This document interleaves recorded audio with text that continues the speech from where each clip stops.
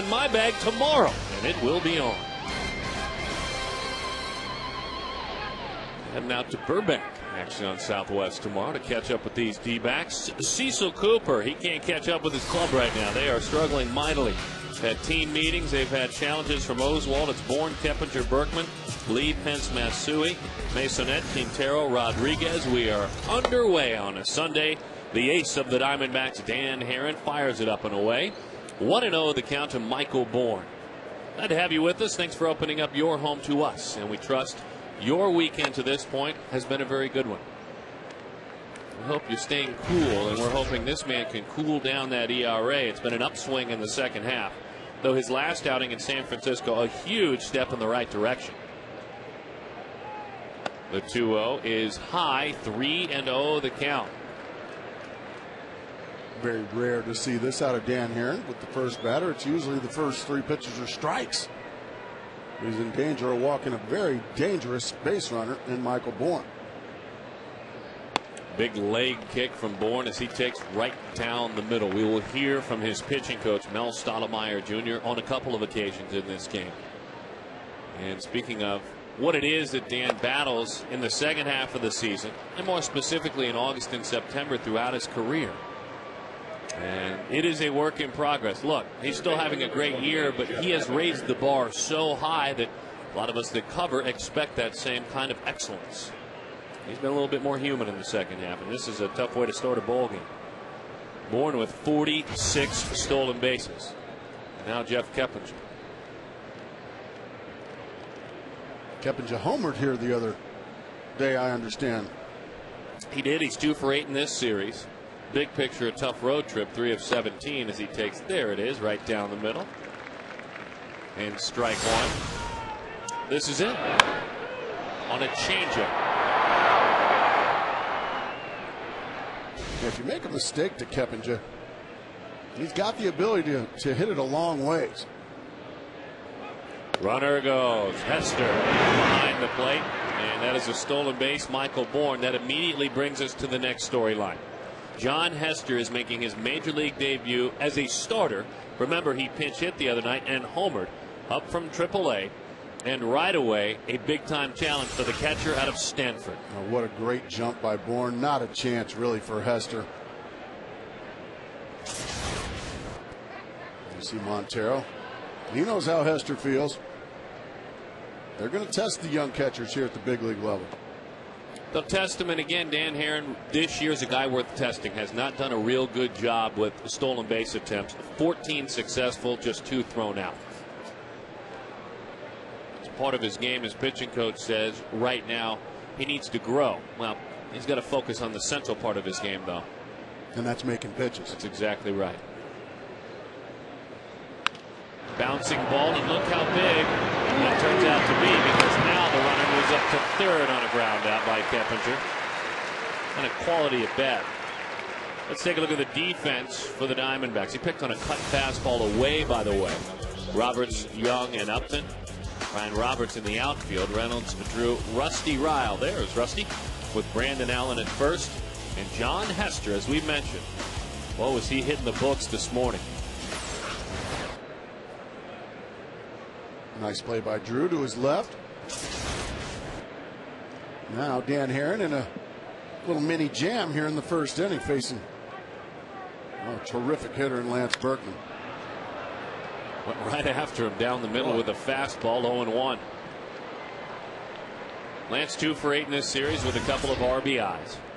I think Lance was just surprised that in this kind of situation that Herron went right down the middle with a fastball, challenged him, and he was late on it. He went, and now that was a cut fastball. Boy, that had a good downward tilt. That almost looked like a slider.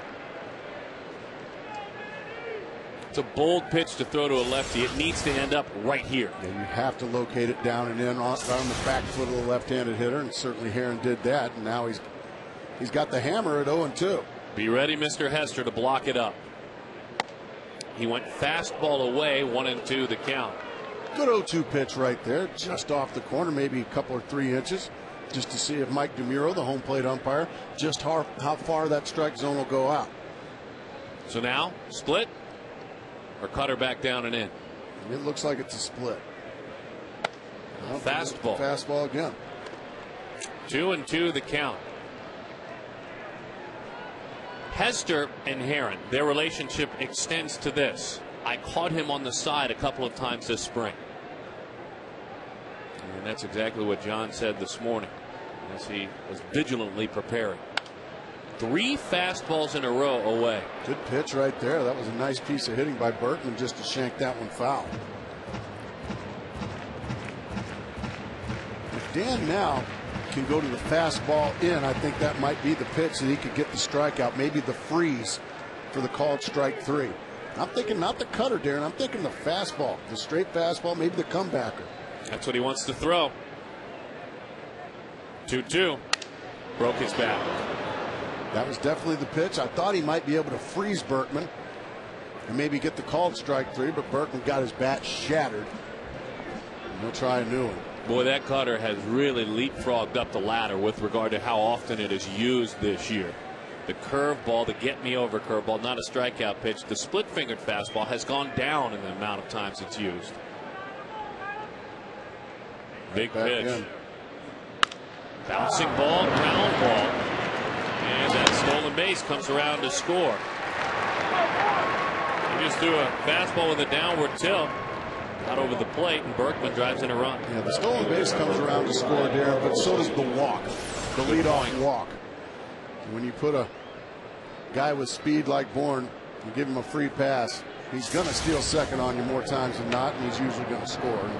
It's a nice job of fundamental baseball, so get him over and get him in there from the Houston Astros. Good dive on that sinking fastball. 0-1 the count.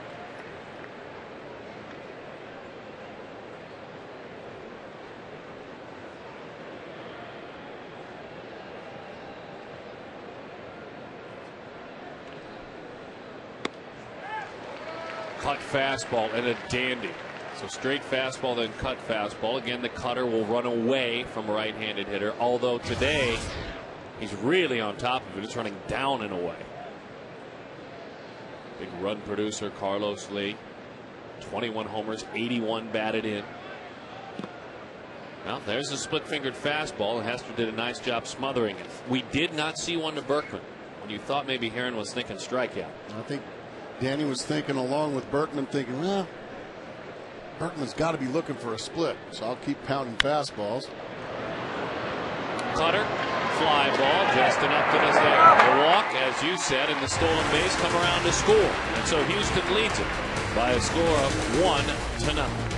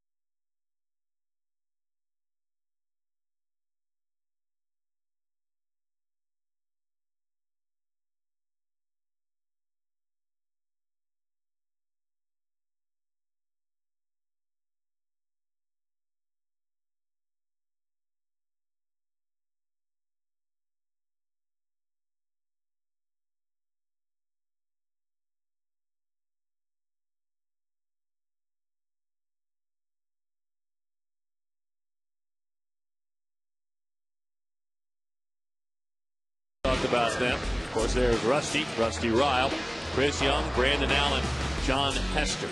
First start behind the plate in the big leagues. Dan Heron on the mound. Wandy Rodriguez very quietly having a fabulous year. 30 years old. He's 12-8 with an ERA that is sub-3, and he'll trick you to death. He will absolutely trick you to death, and for a guy who's not tall in stature, he will come in as well. He's a guy that you don't hear about him as far as being an ace of a staff or something like Roy Oswalt gets all the headlines, and deservedly so, but Wandy Rodriguez has outpitched just about every lefty in the National League this year. His last 2 starts, Darren, he's given up 1 earned run in his last 15 innings. Yeah, and that's at St. Louis and against Florida, 2 teams that can hit it when you make mistakes. And against a team with some younger players in the lineup, let's be honest, this is the kind of club that Wandy can take advantage of. When you say names like Roberts and even Upton and Reynolds at this point, but Ryle and Young and Allen and all Hester. So when he makes his mistakes, they've got to take advantage. They've got to take advantage. Exactly right. Roberts takes low, 2-2 the count. What a story Ryan Roberts has become. It has come to the point now where if he's not playing second because of a defensive matchup, maybe you got to find a spot for him, so he's in left field. And now all the work that he has done coming up as a utility player, the ability to at least handle himself in the outfield, is paying dividends. He's having a good at bat so far. Worked Wandy to 3-2 as Gerardo Parra watches. It's a heck of an at bat, my friend. All right, so 1 walk scores on one side. Let's see what happens for the Diamondbacks. Defensively, the Astros with Lee, Bourne, and Pence, which means Michael Bourne's got just about everything in left field as well. Keppinger, Masonette, Matsui, and Berkman. Did I just say that? And Humberto Quintero works with Wandy Rodriguez. I've got you, El Caballo. I've got you covered, pal. You just stay comfortable over there. And he will. He's very comfortable in left field. Gas upstairs right by Stephen Drew. You talk about Steven, this year left-handers have really given him fits, and this is why this matchup a tough one today. A drop-off from his first couple of seasons in the big leagues, and even the slugging and the on-base plus slugging have dropped dramatically. And so you're hoping as he's in the hole 0-2 that today may be a step in the right direction. But that's one of the reasons we see Parra watching today, rest that gimped up leg a little bit, but also many righties as you can get in there, you're just better off. Especially the tough lefties like this one, Wandy Rodriguez. 1-2 the count. That's the one thing about Stephen Drew, though. He never ducks pitchers. He'll never duck the tough lefty. He wants his name in the lineup. I'm going to go out there and I'm going to take my chances. He was in there against Cliff Lee. He was in there against the other tough ones. That's a heck of a pitch. He's no longer in the batter's box. Well, Grace, you come rolling into town and you bring with you a key to the game, which I think is incredible. I mean, you were on network assignment, and our Arrowhead, Brown & Brown, and Superstition Spring Chevy dealers. Key to the game. You brought it. I brought it. Which is? No, thank you. Oh, I tell you, that's a good one. Well, you're going to love the reason why. Well, I think I know. Okay. I think I know. You know, A.J. Hinch, you just saw him there a moment ago. He had a couple of lefties that came into his office like Gerardo Parra and said, boy, I'd love a chance. The kind of guys you respect. He said, well, no thank you. You need to rest your leg, Gerardo Parra. Take it easy. So, no thank you. I'm going to go with Ryan Roberts. That's a great key to the game. And you just flew in. I just flew in, and you're right that Gerardo Parra, they did have that meeting with A.J. Hinch, but that's not it. That has really nothing to do with the key of the game. Well, then I think I definitely know. Mark Reynolds. Did you hear about his home run last night? I heard it was right out to the all-you-can-eat seats. Is that correct? All the way out to the all-you-can-eat seats. And so you, knowing that, even though you just got here, is saying there are times, even in the all-you-can-eat seats, where you need to say, I've had enough, no thank you. That's a good guidance with the diet and, you know, a way to keep an eye on folks. Enjoy, you know, an extra hot dog or two, but at some point, you say no thank you. Boy, the health-conscious Mark Grace. And all the fans that sit out there and enjoy the all-you-can-eat seats are very happy with that you're concerned about their health and concerned about their well-being. But that really has nothing to do with what we're talking about here on the key to the game. Would you like to know what it is? I would, since I thought I knew. 2-1 the count to Justin Upton. And as a matter of fact, it's those two guesses were we're really they're welcome guesses, because the key to the game is no thank you. And because Daniel Schlereth, sure, our left-handed reliever here for the Diamondbacks, he's got a pretty famous father. Oh yes, and Mark Schlereth, he is a. He's picked up. Is he? Yes, he is. They got him. So 47% of all base runners that try to steal against Rodriguez are gunned down. This is one of the reasons why. Well, Roberts just goes on his first move. The throw from Berkman right on the money. And Masonette just puts the tag right on Ryan Roberts. And 2 quick outs. 2-2. Well, Mark Schlereth, former All-Pro lineman for the Denver Broncos, and now he's a fabulous NFL analyst. Sure. He said the key to the game is having Upton back from the DL helps Reynolds wrap up the homestand. And you're welcome. Can you just hold that thought, because that needs to be visited out. Yeah, we're gonna visit that again.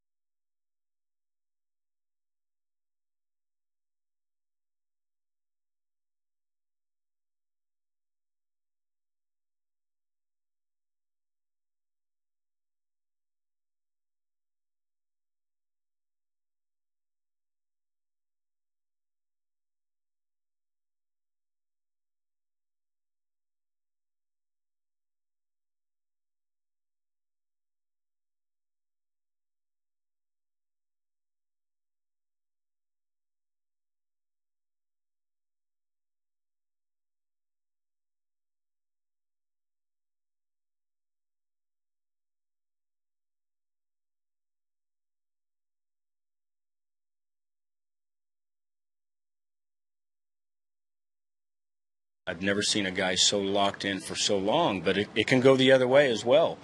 And obviously when guys get in ruts, they start trying harder, they start trying to generate more velocity, make pitches they're not capable of making, feeling more weight, so to speak, on their pitches out between the lines. He knows he's our horse. He carries a lot of responsibility on his shoulders, and he feels that. But He's made some changes. His arm is starting to bounce back. He's starting to get on top of his pitches, and he had a nice outing this last one. And that pitch right there, and thank you, Mel Stottlemyre Jr., that cut fastball is one pitch I look at with regard to getting on top of. With that downward tilt, I tend to think Mel knows exactly what he's talking about. It's tough to argue with that. Fastball, fly ball, Justin racing to the corner, still skating hanging over that wall.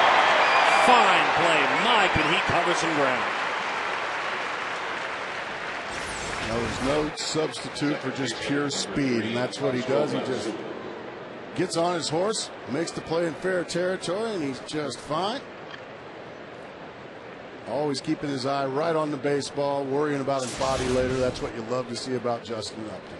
So you were speaking before we went to break about Mark Schlereth. Yes. Daniel Schlereth's father with a Reynolds WRAP rap. Well, he's a fan of the show, and he follows us closely.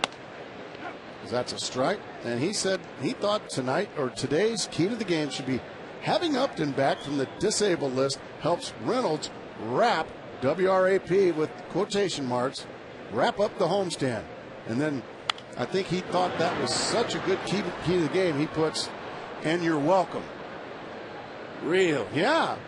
Why would you put you're welcome when there's really nothing to thank about that? Because that's going to go down as one of the worst keys to the game that we have had this entire year. And I want to apologize to all the football fans and all the Daniel Schlereth fans and the Mark Schlereth fans, because he's a good man. He's a fan of the show. But he's officially come down with the worst key to the game that we've had this year. Well, if you're talking football, and you were just there covering a big league baseball team in Detroit, I think the key to the game should be restore the roar. That's what they're saying in Detroit. Nice pitch, splitter down and away. Matsui is erased. So that's the new key to the game. Restore the roar. I can see you and Mark Schlereth are both guys that I need to say no thank you to. But so he sent that in on D-backs booth on Twitter. He did, and I have to admit, for a guy that I really admire, and Mark Schlereth, he's one of the finer analysts in all of sports. There is no question about that. Because that one's bunted foul. But he needs to maybe go back to his huddle when it comes to picking out keys to the game. Did anybody else say anything good in? Now you want a big league key to the game? Well, I just gave you one. This is from our friend Tina. All right, from our friend Tina. She wants it to be Blazing Saddles. Okay, why? Well, let me tell you why. Did you ever see the movie Blazing Saddles? Let me take you on a trip back to 1974, Darren Sutton. Okay. Back when that famous Mel Brooks movie came out. Sure. And no, I'm not going to talk about sitting around the campfire. I'm talking about something else more important. 2 outs, by the way. Yep. Well, you remember the Waco Kid and Sheriff Bart? Yes. Well, who else to be the sheriff? The sheriff. Mark Reynolds. Yeah, 40 home runs, 90 RBI, new sheriff in town. Well, and the Waco Kid, he's back. Justin Upton. Oh. That's the Waco Kid. And they're back together again. They're restoring some order in Rock Ridge. This is Rock Ridge right now. Feel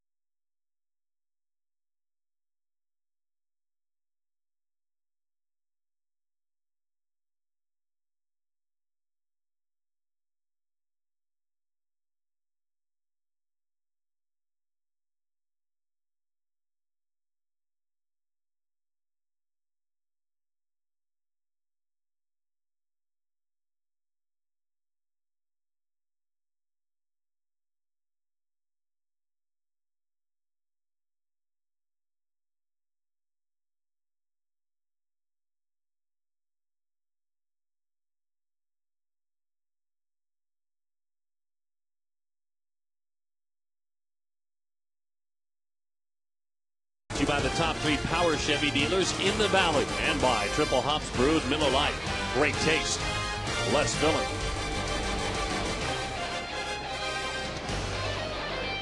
The aforementioned sheriff to lead things off as we welcome you back to Chase Field. Mark yesterday hitting home run number 40 on the season, appropriately on the night Luis Gonzalez was honored. He and Gonzo, who took it on up to 57 back in 01, are the only Diamondbacks to ever get to that mark in the franchise's history. Lots of season left. I don't know if he'll get to Gonzo's mark at 57, but I've decided, and I think I've decided quite a while ago, Darren, that There's not much I wouldn't put past this kid. No. No, you're right. The batting average you can see is lower in his beginnings of his career against lefties, but he's still slugging against them exactly the same. He's an interesting kind of athlete, the likes of whom not many have seen. The 3-1. Pops that one up to the right side. The play is made. Gracie, I think we need to remind you, since you were just joining us back in town, what that homer looked like last night.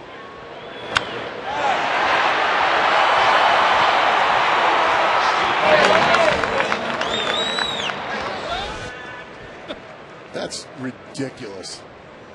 What did we get a measurement? Hit Tracker Online does not have it up yet. We're continuing to look. Hit Tracker Online, our favorite home run measurement website. They do a great job. We're checking. Well, they need to do a little greater job. Oh, no, they do a good job. Just let's see a little better. Let's see that one.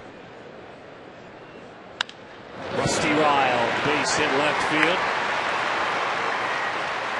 There's Rusty, and there's a base hit.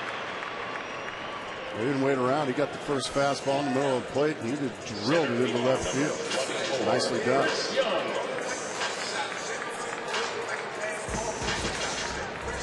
This is part of the process, isn't it? And I would imagine Mr. Hester's brain right now is a sieve, or a sponge, not a sieve, a sponge, trying to figure out just what I have to do to get Dan Heron through this thing. They've given up one run together without a hit. That pitch is low. 1-0 the count to Chris Young. Yeah, well, I was gone. The return of Chris Young. You didn't tell me that, or send me a text or anything, or a phone call. I'm a little disappointed you didn't tell me about this. Well, there's been a little bit of a distance between us, so communication I think has broke down a little bit. I thought about it, but then I thought, no. Thought better of it? He's in Detroit and Hamtramck. Yes, I was. Polish Village enjoying a big Polish dinner. The 1-0. But he is back. He earned his way back with his bat. He did a fabulous job hitting down in the minor leagues. Played a kind of a free center field. Hit .370. On base plus slug of over 1,100. So did a nice job. And I think it got to the point, Gracie, where he just needed to be back. I think you're right. And I want to congratulate D-backs season ticket holder George Ratchford. You've won a birthday party for 25 and a Chase Field party suite for renewing your season tickets for 2010. If you're a season ticket holder, renew today and you could be a winner during 30 prizes in 30 days. For a list of great prizes and winners, visit dbacks.com/STH. I love that. You know, I love the ideas. I love the things that are given away. You get a party suite. Incredible. 25 friends. Last night's winner, a batting session with Mark Reynolds. I mean, just all the neat things that are being given away. Chris Young drives out to the right field. Hunter Pence is there. And so Rusty Ryle will have to hustle back. That's a nice little wrinkle to see. Chris driving it the other way. Got to keep your bat in the zone a little while to do that. Keeping his bat in the zone was something he struggled with. He lets this ball travel. It's a fastball away. Does a nice job, and not only hitting it the other way, but he drives it the other way. Hunter Pence ended up making a really nice play to rob him of extra bases. So now Brandon Allen. Breaking into the big leagues with a 7 for 24 with a homer and 5 RBIs. That one driven to right, but foul. I mean, driven. Goodness. Think he was looking for a fastball first pitch? Off the facing of the upper deck. Hello, Brandon. The Texan. He crushed it.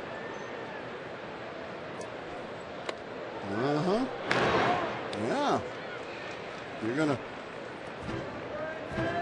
dig in, try to take me deep.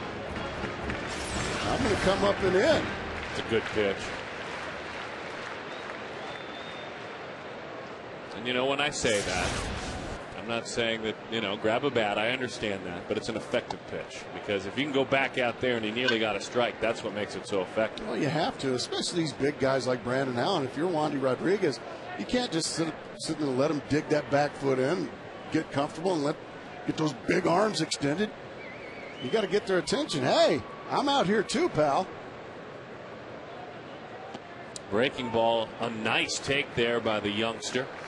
In the minor leagues this year, all combined, the AA stop and the 2 AAA stops, Allen hit .317 against lefties and .283 against righties. So he proved he could hang in there.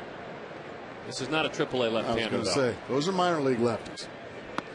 That's a major league left-handed fastball right there to the outside corner.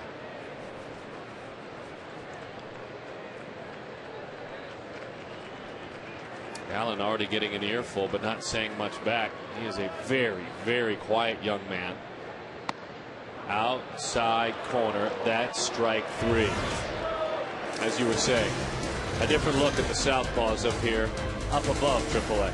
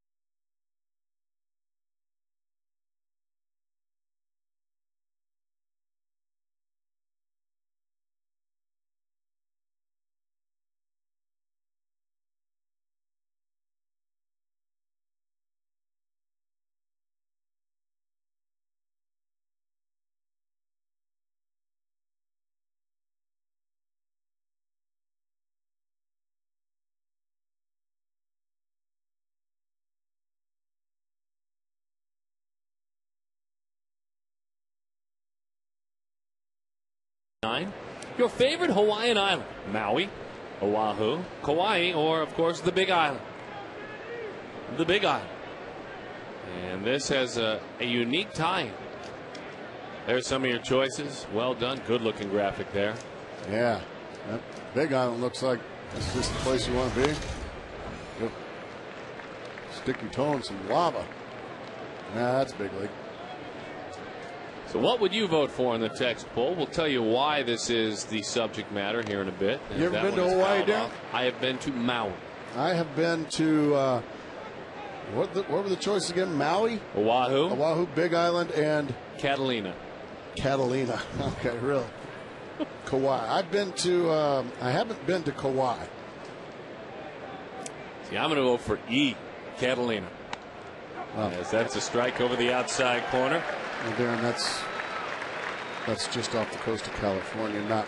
It's not part of the Hawaiian Islands. It's only 26 miles across the sea. Beautiful pitch.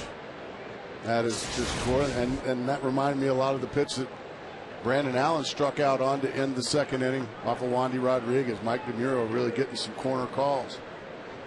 And that's what makes him such a quality umpire, extending that plate a little bit for the pitchers. Like that. But that's a strike. 0-1 the count to Wandy Rodriguez. Don't eye me from over there. See, and then it forces the hitter to swing it to next. Oh, yeah, it does. You're right. You call those strikes, it's going to force the hitter to swing it. Mike, an Arizona native, Mike DeMuro. Have a little conversation with him. He's a friend of the show as well. You bet he is. Curveball. That's strike 3. Hasn't thrown many of those. His first one, back-to-back backwards Ks. Center fielder Michael Ward. And by the way, we'll explain the tie-in with the Hawaiian Islands here at some point. I like to call that a tease in the business. Yeah. I'm getting some text saying Kauai is by far the best Hawaiian island. So am I, actually. That's funny you'd say that. And of course, the one I haven't been to. I just got a text from our good friend and one of our bosses, Jim Weber. He Really? says, I'm with you, Catalina. How's Jim's tummy feeling these days? He feeling a little better? He didn't mention that. Okay. The 1-1. Curveball. Has a feel for it suddenly, and it misses away. 2-1 the count.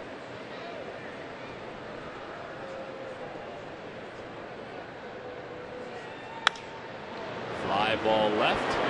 Ball Roberts. And it's into the seats.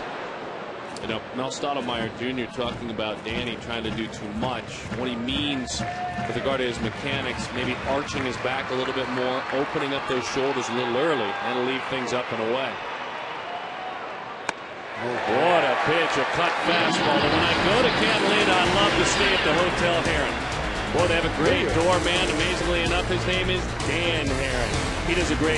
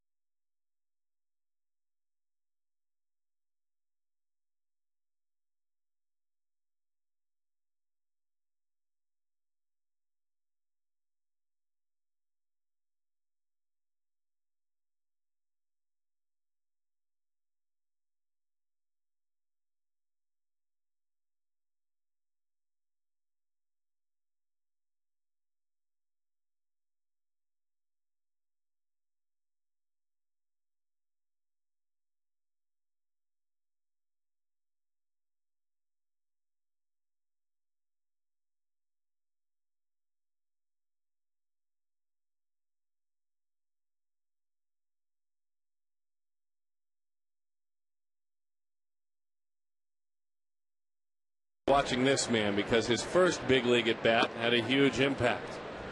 And it never gets any better than the numbers out of the gates. Gracie, look at these numbers. How good is this young man? Look at that. Just go home. Just go home, young man.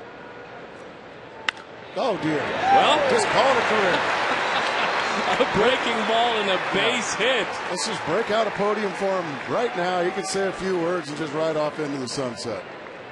That's beautiful. He got a breaking ball in the Stanford product with a base hit. Like Sheriff Bart and the Waco Kid. Wow, that's pretty. Take a breaking ball, just whack it right back up the box. Nicely done. Tell you what, he keeps this up, he's gonna have trouble not becoming my guy. No. See, I knew you were going there, and you took a while to get there, and so I was really foaming at the mouth. I'm about to say that I claimed him. As soon as that ball went over the yellow line, I claimed him. You were gone. No, that's not true. I just say he's not quite there yet. You know, just I'm not going to put him in Albert Pujols and Tim Lincecum category yet. Those are my guys, but he keeps it up. Hester hit .328 this year, 9 homers, 66 RBIs in 92 games in AAA Reno. Berkman turns and looks, and the only play. In case you missed it the other night, first big league at bat for John Hester.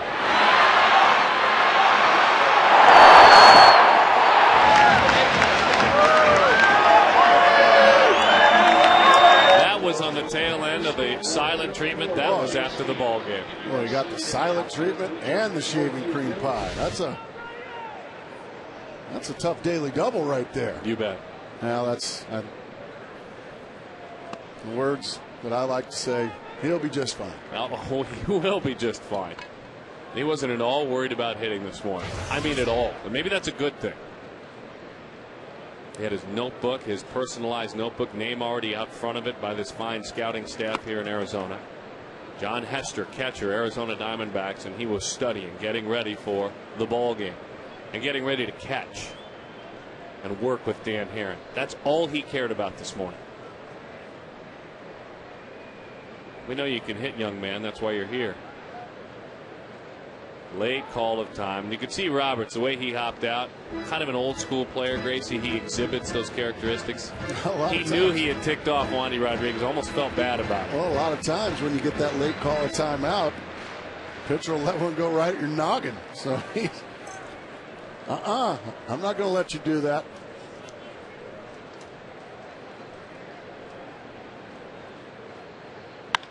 Right back through the box and into center field. Oh, that's John Hester with seamless speed to the plate. The throw, the slide, in there.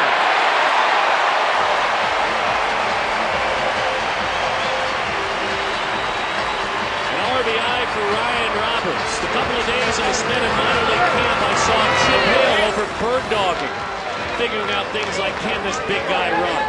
Well, the answer is yes. And look at the slide just around the tag. It's a very dangerous slide, and a catcher will be the first one to tell you. Be awfully careful when you go head first into home plate, because watch the shin guard of Humberto Quintero. You can break a finger, or you can get really sliced up on that catcher's equipment. I've got a scar to prove that, Darren. On my forearm, I went into home plate head first one time. Oh, goodness. And one time only, because I got a nice scar to remind me of that. Remember a catcher named Dan Billardello? Certainly. Now, he taught me a valuable lesson about going into the plate head first. It worked there. I'm glad John Hester's safe. I'm glad he's okay. But be real careful, all you kids at home. Go in feet first, because those catchers actually like it when you come in head first. If they can do it properly, and obviously Quintero couldn't, they'll throw a knee right down on that hand. Well, now that, these guys are the guys that get bowled over at the plate. These catchers get hammered at the plate a lot of times. You don't think they love to do it back to somebody? 1-1 the score.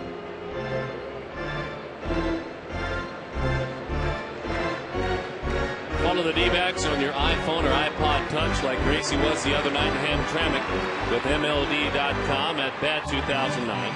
Play-by-play and video highlights from Fox Sports Arizona. Audio broadcast from KTAR Radio. Visit dbacks.com on your iPhone or iPod Touch to purchase.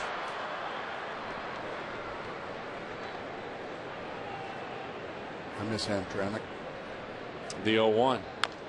Chopper, and right off the leg, foul ball. 0-2 the count. Now, were you at the Polish Village or under the Eagle the other night? That's the other great Polish restaurant. I was under the Eagle. Was full, and I dropped your name, and they said, "Who?" Should have dropped my wife's name, not mine. She's got the pull in Detroit. I know that, but unfortunately, as that's swung on and missed, that's strike three. Stephen Drew, that's his second strikeout of the afternoon. Well, I didn't remember Kristen's maiden name. Okay. Unfortunately. Fair enough.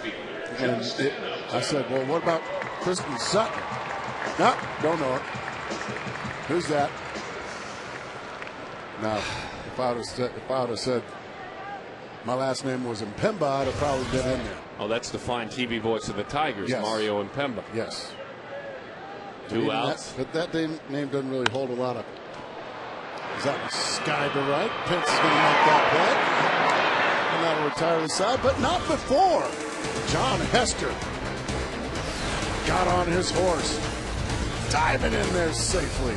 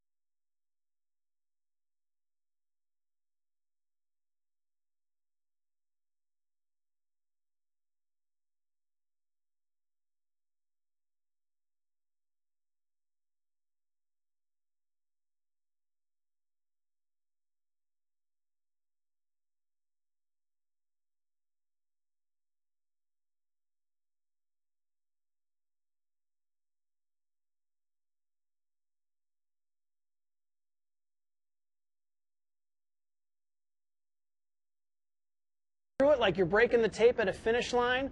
We want to run past, we want to look for a wild throw, and we want to break down and stutter our feet.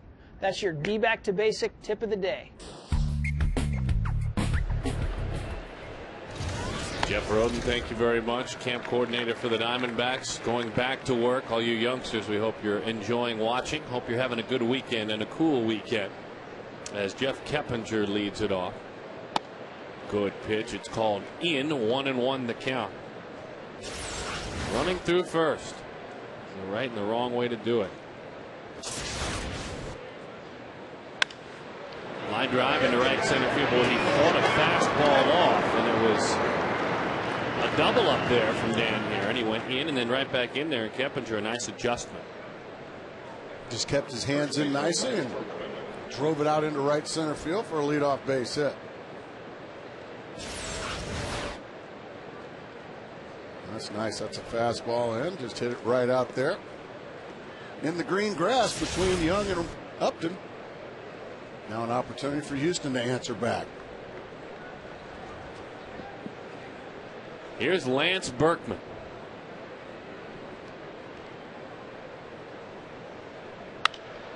Fly ball high to left field as Roberts hit over to the foul ball. Time to make the play for the out here in the 4th inning. And I'm told, Mark Grace, you are going to love this Aflac trivia question. Is it better than no thank you? Well, it's much better than that. Name the 3 players to hit their 300th homers for the Astros this season. 3 players, 300 homers in their career.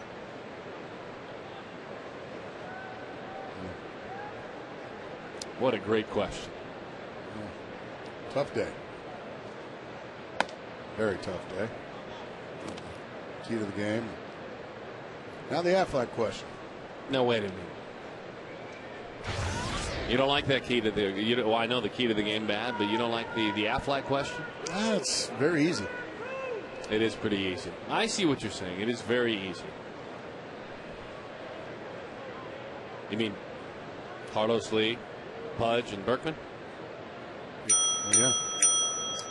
1-0 the count. Fly ball, right field, racing back, Justin Upton. And he's there to make the play for the out.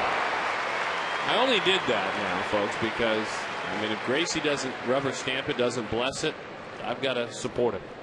And so I know some of you at home are trying to work your way through it, but guys in the truck really stumbled today with that one. Yeah, between Mark Schlereth and the truck. It's been a tough day. I understand that was Gregson Frampton's question. And that really doesn't surprise me. Well, his son Cole, and Cole's growing up before our eyes here. You mean Lil Miggy? I think they changed his name to Lil Miggy. Dirt. 1-0 the count. It's just the thing I think Gregson was saying. What's tough is you can't have a nickname for a youngster, for a guy who's injured. He's on the DL, so you got to get him better first. So they okay. The Frampton family, they front run. They jumped right on Montero. Yeah. How about Sheriff Frampton? Just a quick check on Miguel Montero one more time, if we have. What has happened to the hair? Now, I didn't notice that this morning.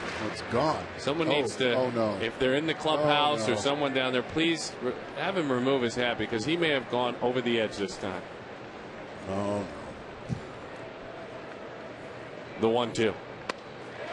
Good pitch, split-fingered fastball, acted almost as a changeup. Poor Miggy.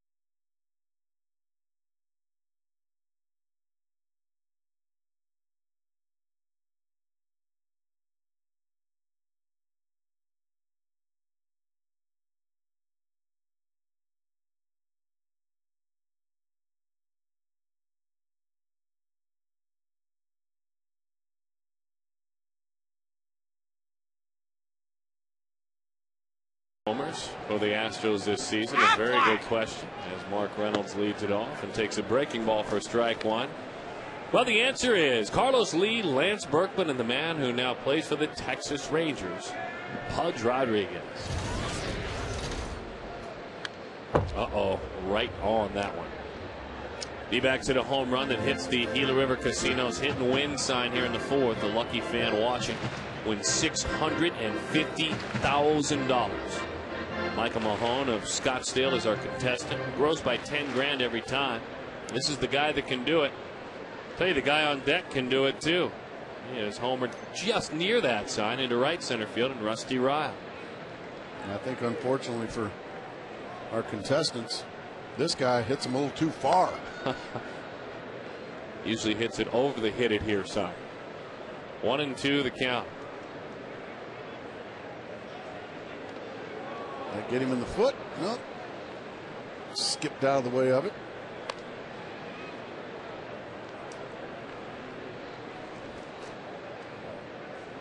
Two balls and two strikes. Last two outings against St. Louis and Florida, absolutely fabulous for this 30-year-old left-hander out of the Dominican Republic. Waving at a breaking ball away. And Mark Reynolds goes down on strikes.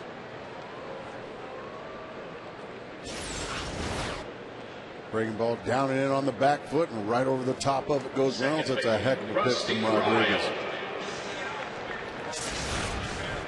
And now Rusty Ryle. Ryle singled back in the second inning, pulled the ball between short and third. He overthrew that breaking ball there. Curveball. Pretty simple. It's a fastball. It's a curveball, the big sweeper that Reynolds missed, and a changeup. Doesn't throw many changeups. And he will go through a ball game and just be fastball, curveball. Thank you very much. Now he'll cut it a little bit, won't he? We've seen that.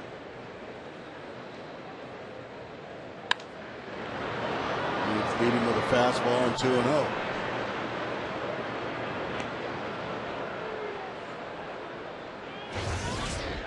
One to one our score. One hit for the Astros, 3 for the Diamondbacks.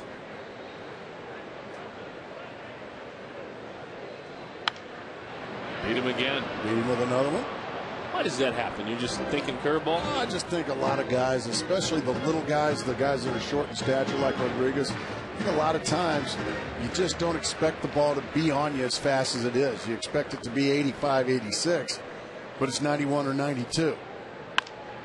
This one rolled out to short.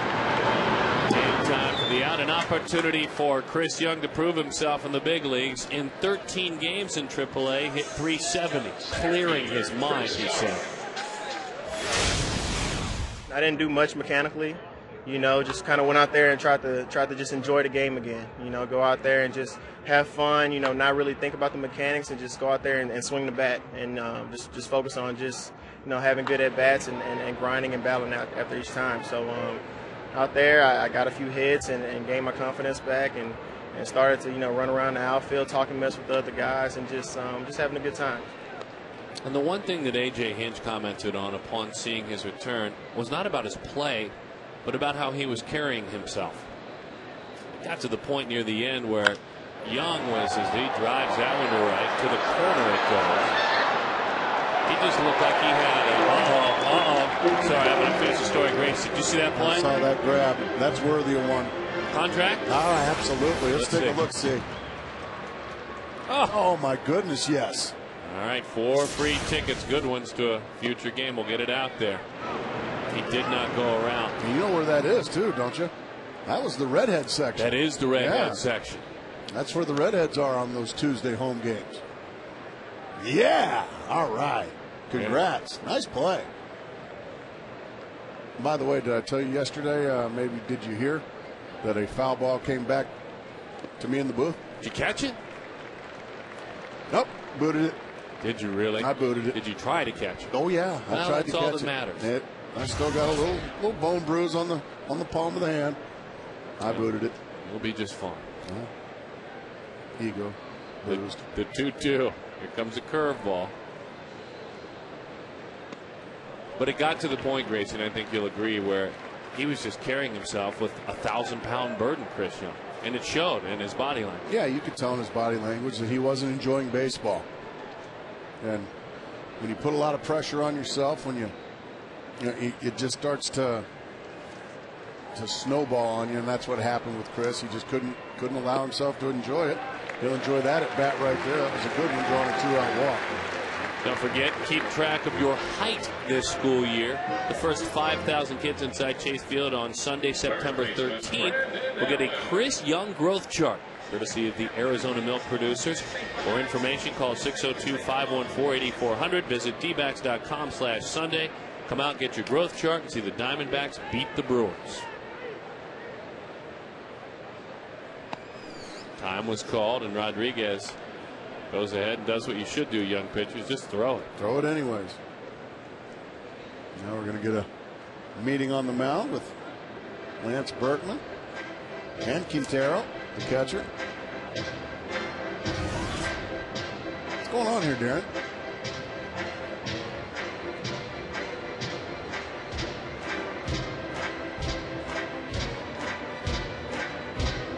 So Cooper wondering what's going on as well. He's given up 1 run on 3 hits. In his last 2 starts, he has given up 1 earned run in 15 innings. Let him work, guys. Yeah. Let him pitch.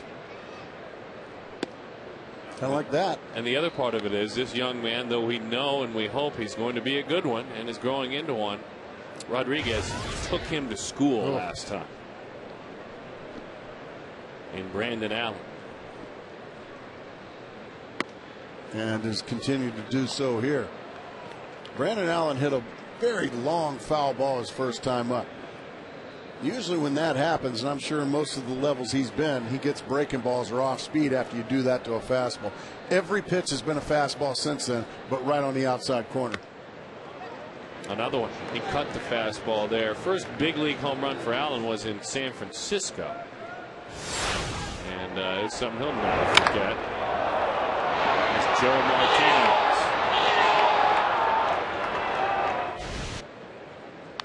There's the hook, and he's on it. 1-2 the count. 298, 20 homers, 75 RBIs between Reno, Charlotte, and Birmingham. Traded for Tony Pena in July from the White Sox. There's that one to right. 1-2. The streaking Hunter Pence. He squared that one up, but the runner is stranded by Wandy Rodriguez. Leave him alone. He'll be fine.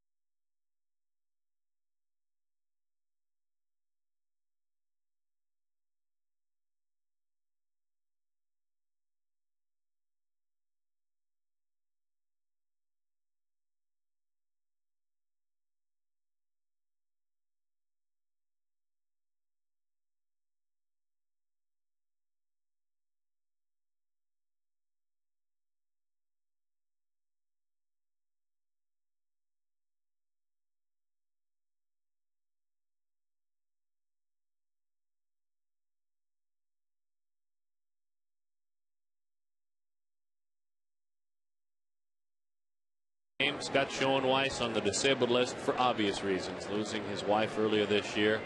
Out to the ballpark to get some work in and spend some time with his son. And that's the epitome of what we're talking about at the ballpark right there. We wish him well. Looks like he had a pretty good fastball. He did, didn't he? A righty too. Son, let me help you. You know what, Dad? I'm kind of the right mind. I'm not one of those quirky lefties. I love you. I love you and all. I'm at those sinkers and sliders.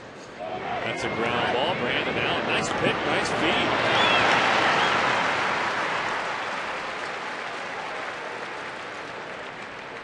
Yeah, Brandon Allen having to play in. Matsui has great speed, protecting against the bunt. The nice backhand. And then the flip to Heron to get the speedy Matsui. Nicely done there by the youngster. That's a nice play. There was a nice play out there in right field, too. The man with the contract, Mark McClune, has him. Mark, what do you got? Yeah, standing by with Jonathan Michaels of Peoria. What were you thinking as the ball was headed your way? I didn't even see the ball coming. I just looked up about halfway, and I put my glove on, just caught it, and that's it. Well, congratulations. We'd like to award you a contract, and you bring your glove to the game every time? Yeah, every time. Yeah. A lesson for everybody out there. You too could get a contract. Guys? Here's the play one more time. A man of a great glove and very few words. That's a big league grab. Yeah. Very humble. Very, very humble. Just put my glove on and caught it. Didn't see it. Glove, caught it. Thank you for the contract. Yep. Thanks. Okay. Edwin Messinette. 0-2. How about 0-3? Over the outside, and that's where it started. It dove right down the middle. Catcher, Humberto Quintero. That's a good shot. You can see the dive on that pitch, the run. You can see it started just off the corner and came right back to it. And as you said, almost to the middle. Good stuff. Humberto Quintero. Bouncing ball out to Mark Reynolds. She recovers, fires in time for the out. A nice play by Mark Reynolds. Our pitcaster coming up next.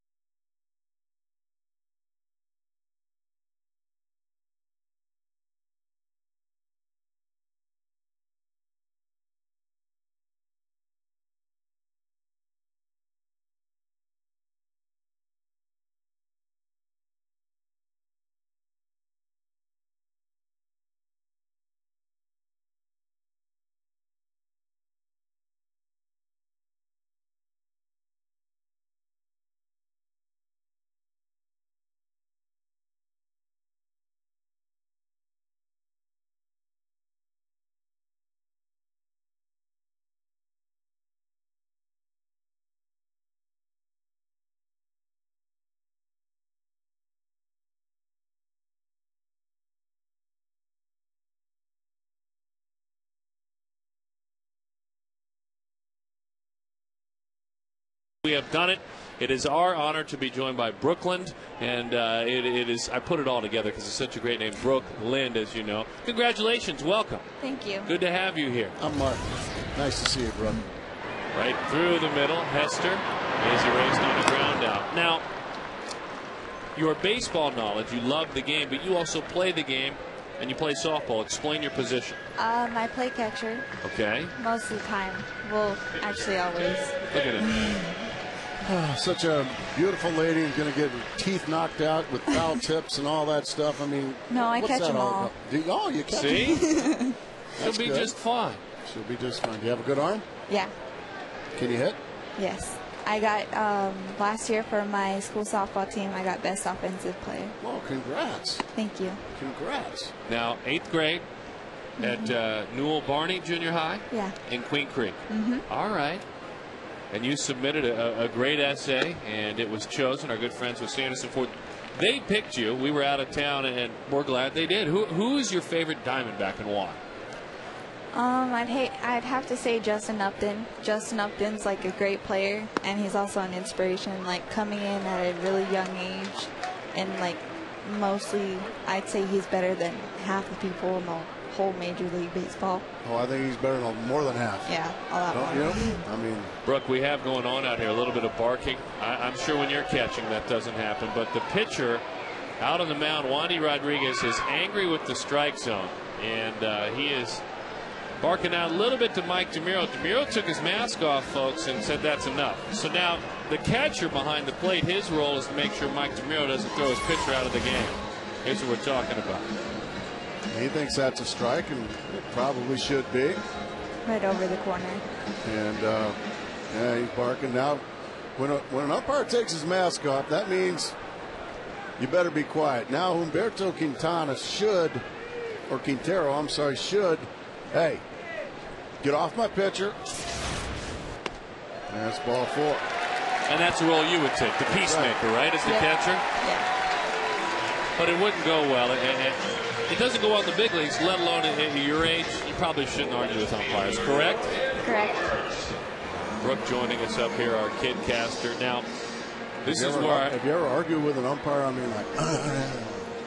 mean, no, really, but parents have. Really chewed them out. Oh, your parents have. Well, not my parents. My pitcher's parents. Like they're really aggressive towards softball. So come on, that's a strike. Yeah. I'll tell you this right now. When I hear that, aren't you parents embarrassed that had to be said right there? Come on now. They're better than that, Gracie. That's true. That's true. I guess you're right. Not a girl. What's your favorite subject? Subject? Yes, in school. PE. PE. Okay, here's what we're learning about you. Kealoha Nani is your Hawaiian name, which means a gift from heaven. Oh, that's right. I said it correctly, pal. Wow. And actually, tell us where that ties in.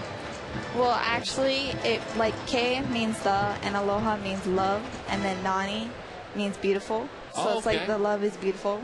There was, I guess, a misinterpretation when my mom, Okay, so the love is beautiful. Ryan Roberts, it's a fly ball, center field. The love is beautiful, and it's even more beautiful when Darren Sutton's wrong. And I love that. Oh, no. This is the information I was given right here. Just stay for the rest of the game all you want. Stay all you want. Right there. There's the information. Yeah, it means a gift from heaven. We don't say his name often, but this came from Mark Rita, our producer. We only say his name when something wrong happens. No, it didn't come from him. It was Gregson Frampton again. But we're just glad to have you here. We really are. And you want to be an analyst when you grow up? You want to be a broadcaster? Yeah, I want to go to the Air Force and Marines and then be an analyst. Wonderful. Good for you. Good for you. Giving back to your country. That's great. So now, the time in Hawaii. What brought you to Hawaii? Well, all my family lives there. Okay. They all live on Maui in Hana. And so, I was half raised there and half raised here. Okay. Wonderful stuff. What's your favorite island? Maui. Maui's your favorite. That would be, I think that was in our text phones A. That was A. We'll talk about it when we Darren's come back. favorite Hawaiian Another island half. Catalina.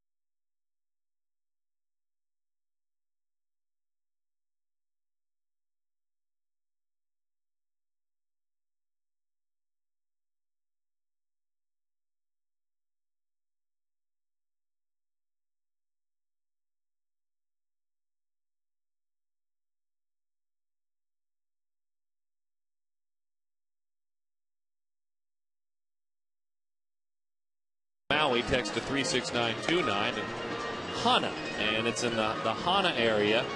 The road to Hana. I've heard something about that. What is the road to Hana? Well, it's 37 miles, but it's the longest 30 miles or 37 miles you've taken your whole life. Okay. But it's really beautiful. It's cliffside, and it's green, and it's beautiful. You have a view of the mountains and the ocean at the same time. My favorite is the ones that I've been to is the Big Island.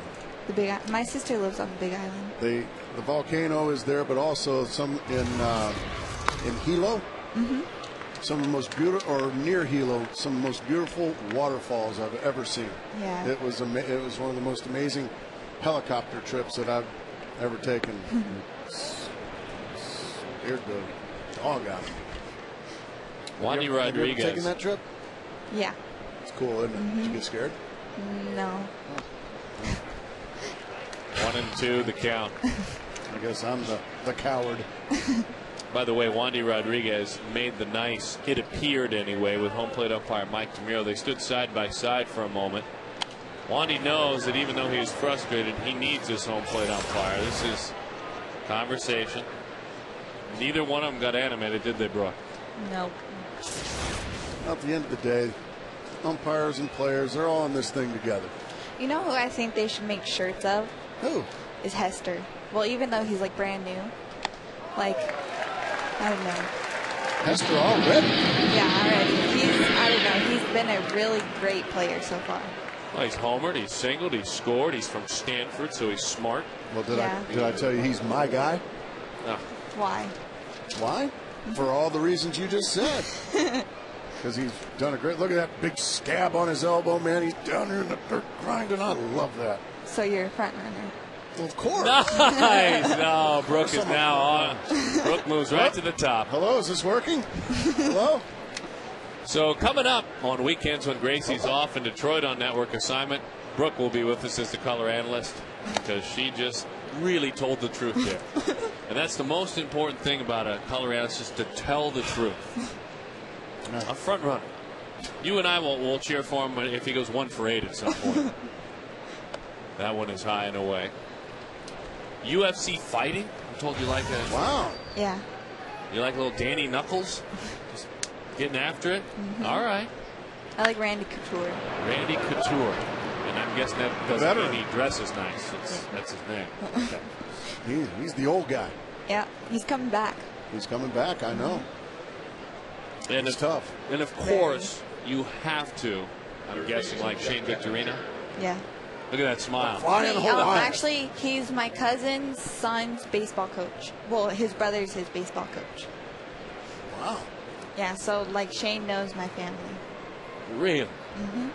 You want some play-by-play, by the way? Do you want to call some game, or you just want to hang? I kind of just want to. Okay, that's fine. We always like to present it as an opportunity. Yeah, I just like listening to Darren. That makes one in the whole world. I'm just kidding. Well, there's my fan club. One. Hair to the stretch. You know what they And call the pitch that? to Keppinger. Line to second. That's going to be a double play. So there you go. Brooke. Thank you. Brooke, he's leaving. He's leaving. You stay. No. Brooklyn, our kidcaster. Thank you, Sanderson, for it. Go get him behind the plate. Keep catching. The world needs more catchers and less Mark Grace.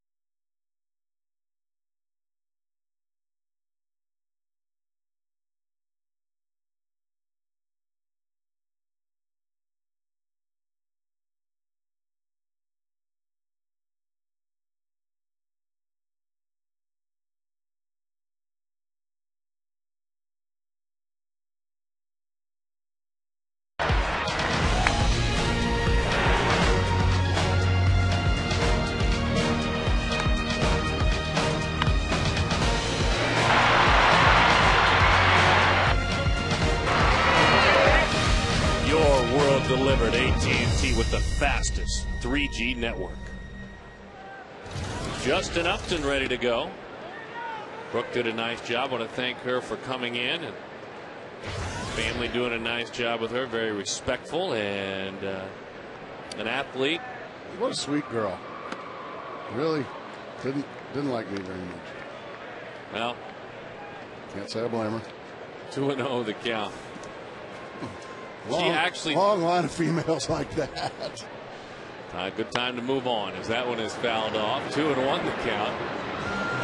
Don't forget, speaking of things that that scare you, anytime the D-back scores 6 runs or more, Taco Bell is giving away 3 free tacos. Now, you love the tacos with the purchase of a large drink between 4 and 6 the following day at participating locations. Good pitch, a strike. 2-2 the count. Just the tacos with arms that don't like those.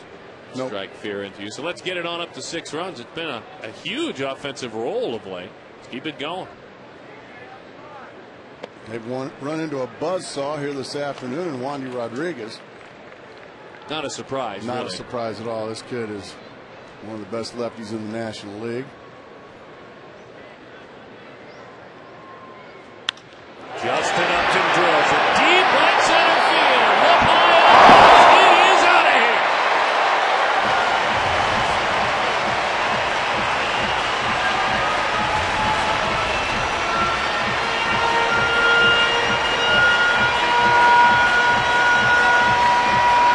Home run number 22.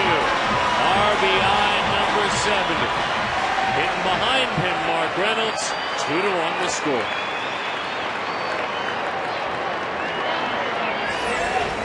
Gets a pitch up and out over and just crunches it. About halfway up the batter's eye out there. Wandy Rodriguez knew it.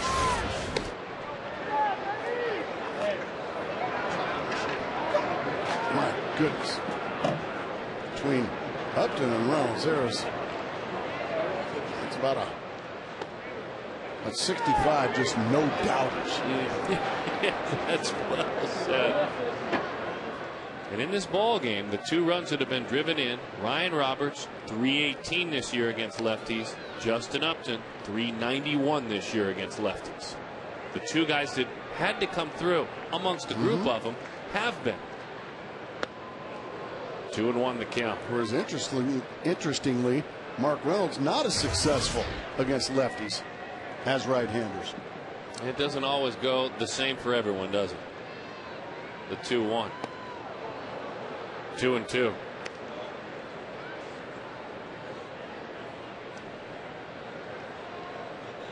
This is what you're talking about. Again, doing some damage. And this year, a bit of a drop. Did he? No, he didn't. 3-2 the count. Well, he wanted to, didn't he? I don't know how he checked it. When you've got the kind of bat speed Reynolds has, it's hard to check it up. Looked like he did.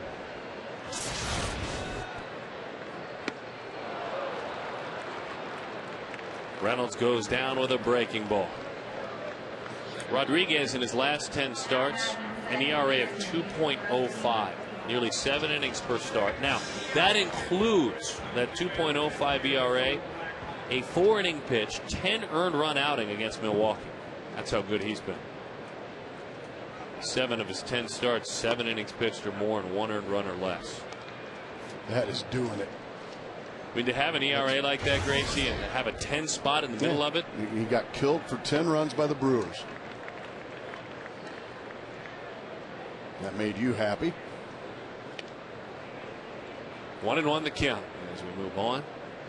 Justin's still talking about just how far he hit that baseball. This one's belted, but it's off the end of the bat, so it will die into the glove of Michael Bourne. Seems like everything dies in his glove. Join Fox Sports Arizona, the Diamondbacks, and the Muscular Dystrophy Association in the fight against ALS. During the Diamondbacks-Rockies game on September 4th, you can bid on great sports memorabilia or come to the Tempe Marketplace during the pregame and postgame for a silent auction. All proceeds benefit Augie's Quest and ALS research. And that's this Friday, and that's a good thing. A very good thing. Well done. Breaking ball, strike one.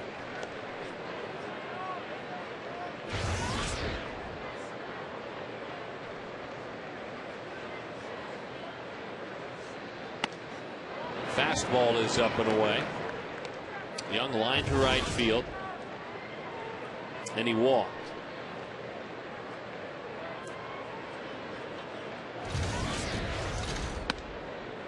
Just painting the outside corner. That's impressive, isn't it?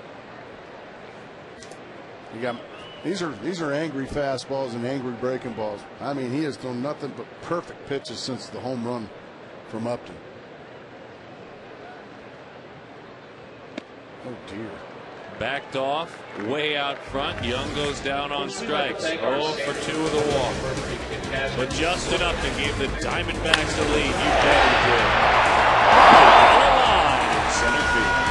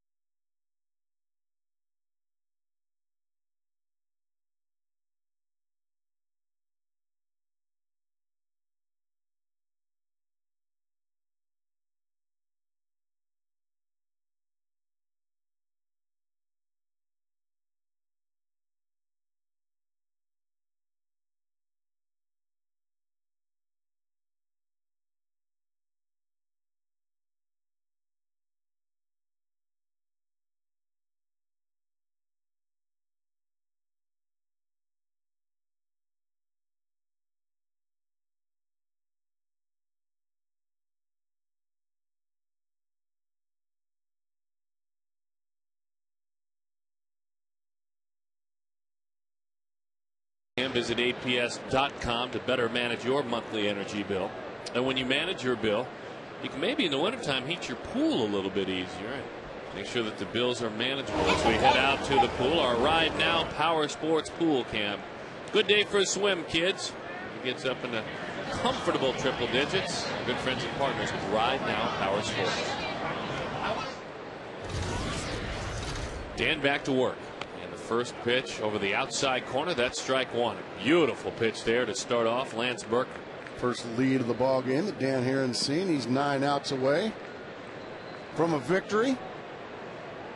He's got to go through some tough hombres here in the 7th inning, and Berkman, Lee, and Pence. San Francisco last time Dan went 7, gave up 2 runs. It was an eventual no decision as his team lost 5-4. Split fingered fastball. He waves over the top of it, 1-2. We're talking about that in his first at bat. Yeah, great split finger there. No chance for Berkman. Not only was it at the knees, but it was right on the outside corner. Lance drove in the lone run back in the first inning. A walk, a stolen base, moved to third on a ground out, and then scored on a ground out. As the dangerous switch hitter will hobble around.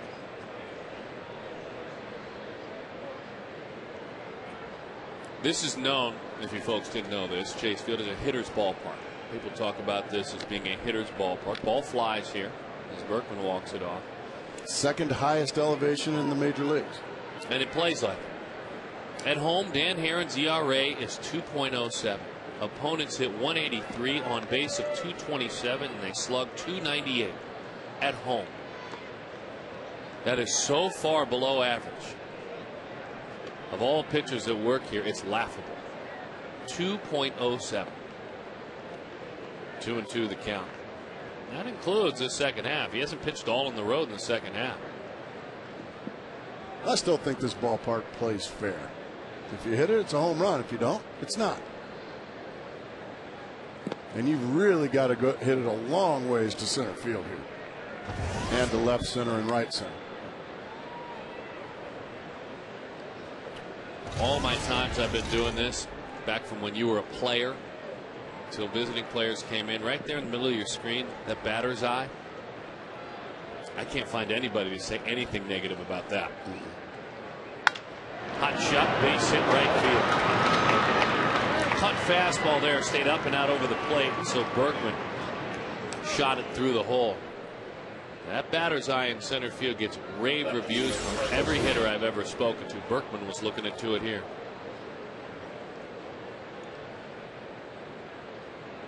Yeah, Herron tried to come in with the fastball, just never got it there. Berkman ripped it into right field. So here come the Astros. And their RBI guys coming up. Cutter, 0-1. Did you like hitting in this ballpark, Gracie? Yes, I did. And as you said, the hitting background is as good or better than any place I've ever been. I mean, you see every stitch on the baseball. Talking about that green area right there in straight center field.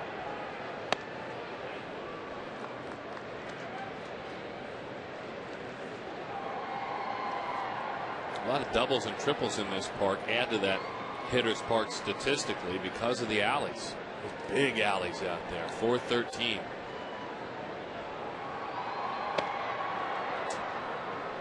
Two and one the count. And dropping his arm angle down a little bit there, and those balls, instead of sinking, they're more tailing, running flat.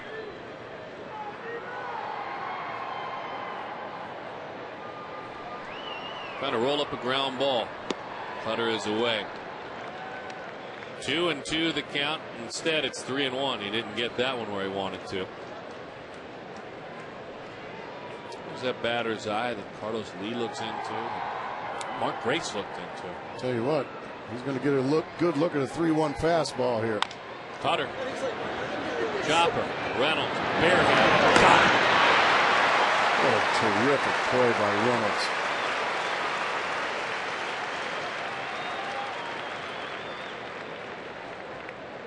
Once the ball got past Dan Herron, it looked like that was going to be an infield hit. And he came in barehanded and made a really nice play to get a big out. A good friend and scout Bob Johnson that we spoke with in Philadelphia, comparing the young Mark Reynolds to the young Mike Schmidt, described a play like that, saying even when he was raw, that's where you saw the athleticism. And he said you see it with Mark Reynolds as well. Bouncing ball, middle of the dive, diving attempt. They're going to stop the runner at third. Oh, they were nuts, and then Chris over the head of the cutoff man. The runner had been stopped, and now that is really costly. Runners on second and third. Well, that is something that Chris Young did a lot before he was sent down, and for some reason Dave Clark stops Lance Berkman, and then missing the cutoff man allows Hunter Pence to get to second base. No longer is the double play in order. Just like that, now Houston knocking on the door, not only to tie the ball game, but to take the lead. Kaz Matsui. But Dan's going to pull a rabbit out of his hat now. To be fair, the run probably should have scored there. Should be 2-2. But it should be 2-2 with the runner on first. That's exactly right. I mean, somehow, some way, Dave Clark stopped him. And I think he could have scored standing. So the Diamondbacks got a break there, and then Chris Young way over the head of first baseman Brandon Allen. That gives up that extra 90 feet. Fastball is away, 2-0 the count. Wouldn't shock me at all if Dan Herron pitched around Kaz Matsui right here. I had the same thought pop into my head. We got a younger right-handed hitter on deck. Try to attack him, keep that runner at third. 2-0. 3-0. Exactly what you're speaking of. Mason Ed waits on deck. Mason Ed has struck out twice. 16th start of the year. Hit .235 Mason Ed did down in AAA. The 3-0. Outside, exactly as you said, he pitched right around it. I put BB as in base on balls. That's an unintentional, yes. intentional walk. That's exactly right. Instead, there's Jeff Blum. And that's a different look. A guy, a veteran coming off the bench who hits, in his brief experience against lefties, 391. Against righties is where he plays a lot more, hitting 249. It's been a tough go his last week of games. He's 3 for his last 22. He's gotten a lot of big hits in his career. He has. He's been a guy that never going to dazzle you with great plays or prodigious home runs, but he's just a solid player. And a guy that, as you said, he's been there many times and nothing really phases him. He's a guy you hate to face, these veteran guys that have been through these wars. Berkman, Pence, and Matsui. The bases are loaded. Again, should be a tie ball game in all likelihood. Let's see if Dan can really pull something special out.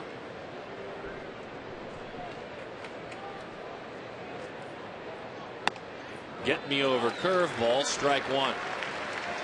I don't know if that was the get me over, because I don't think it ever got over the plate, but I think it was a nice, generous strike zone there from Mike DeMuro for strike one. So now he has to take advantage. Play him defensively straight up. Reynolds even with the bag at third, as that's outside. He'd love a ground ball to Rusty Ryle right now for the 4-6-3 double play.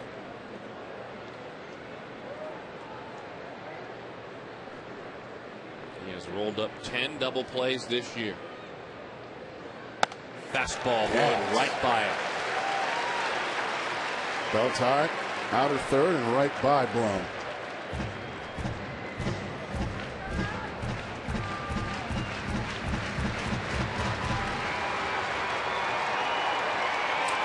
For 12 with the bases loaded this year with 9 RBIs.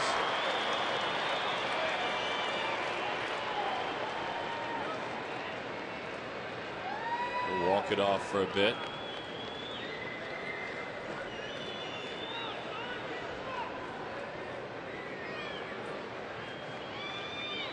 One and two, one out.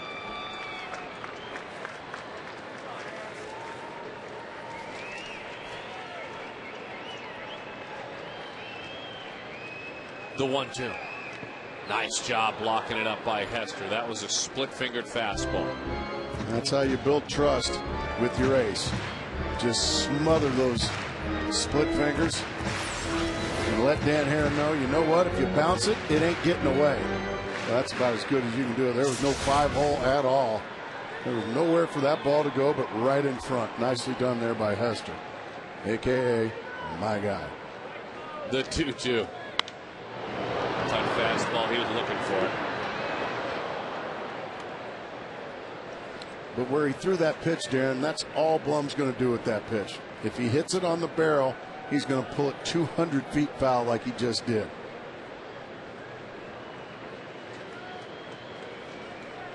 Reynolds stays even with the bag at third. Everyone else straight up defensively. The 2-2. Fastball, it's high. Full count, one out, bases loaded. All right, you're Dan Herron. What are you throwing?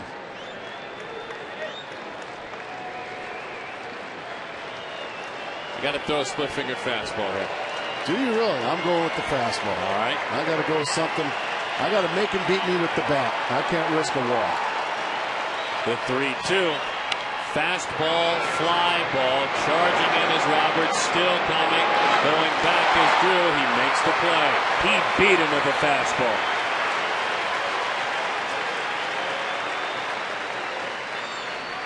So Blum is erased. That runner stays at third. And Darren, just what we just talked about. There's the fastball away. He located it nicely on the outside corner. But we've been around Dan Herron every start for the last 2 years. We didn't know what was coming. I was thinking fastball. You were thinking split. So imagine what Jeff Blum's thinking. He doesn't know. Well, he has a history, like your old teammate of Greg Maddux, of throwing any pitch, even full count bases loaded. So you can't just sit up there and sit on a fastball because, gosh, I don't want to strike out on that split finger. He might throw me that curveball or the cutter. That's the thing. We've been around him for every start the last 2 years, and we had no idea. Darren Erstad now will pinch hit with the bases loaded. He's been 7 doing that for 18. very well. You lately. bet. 7 of 18 in his last 21 pinch hit opportunities. He's got 3 walks. This is the career of Erstad. We talked about him last night. His work ethic, how he grinds it. He's hitting .340 in his last 34 games. 2 for 10 against Danny. Fastball outside. 2 for 10, no long balls, 1 RBI, 1 career grand slam. All that work that he puts in, that intensity we captured with our cameras last night when he didn't even appear in the game. For this 3 to 4 minutes right here. The 1-0. Curveball overthrew it. You could see him fall off. 2-0 the count.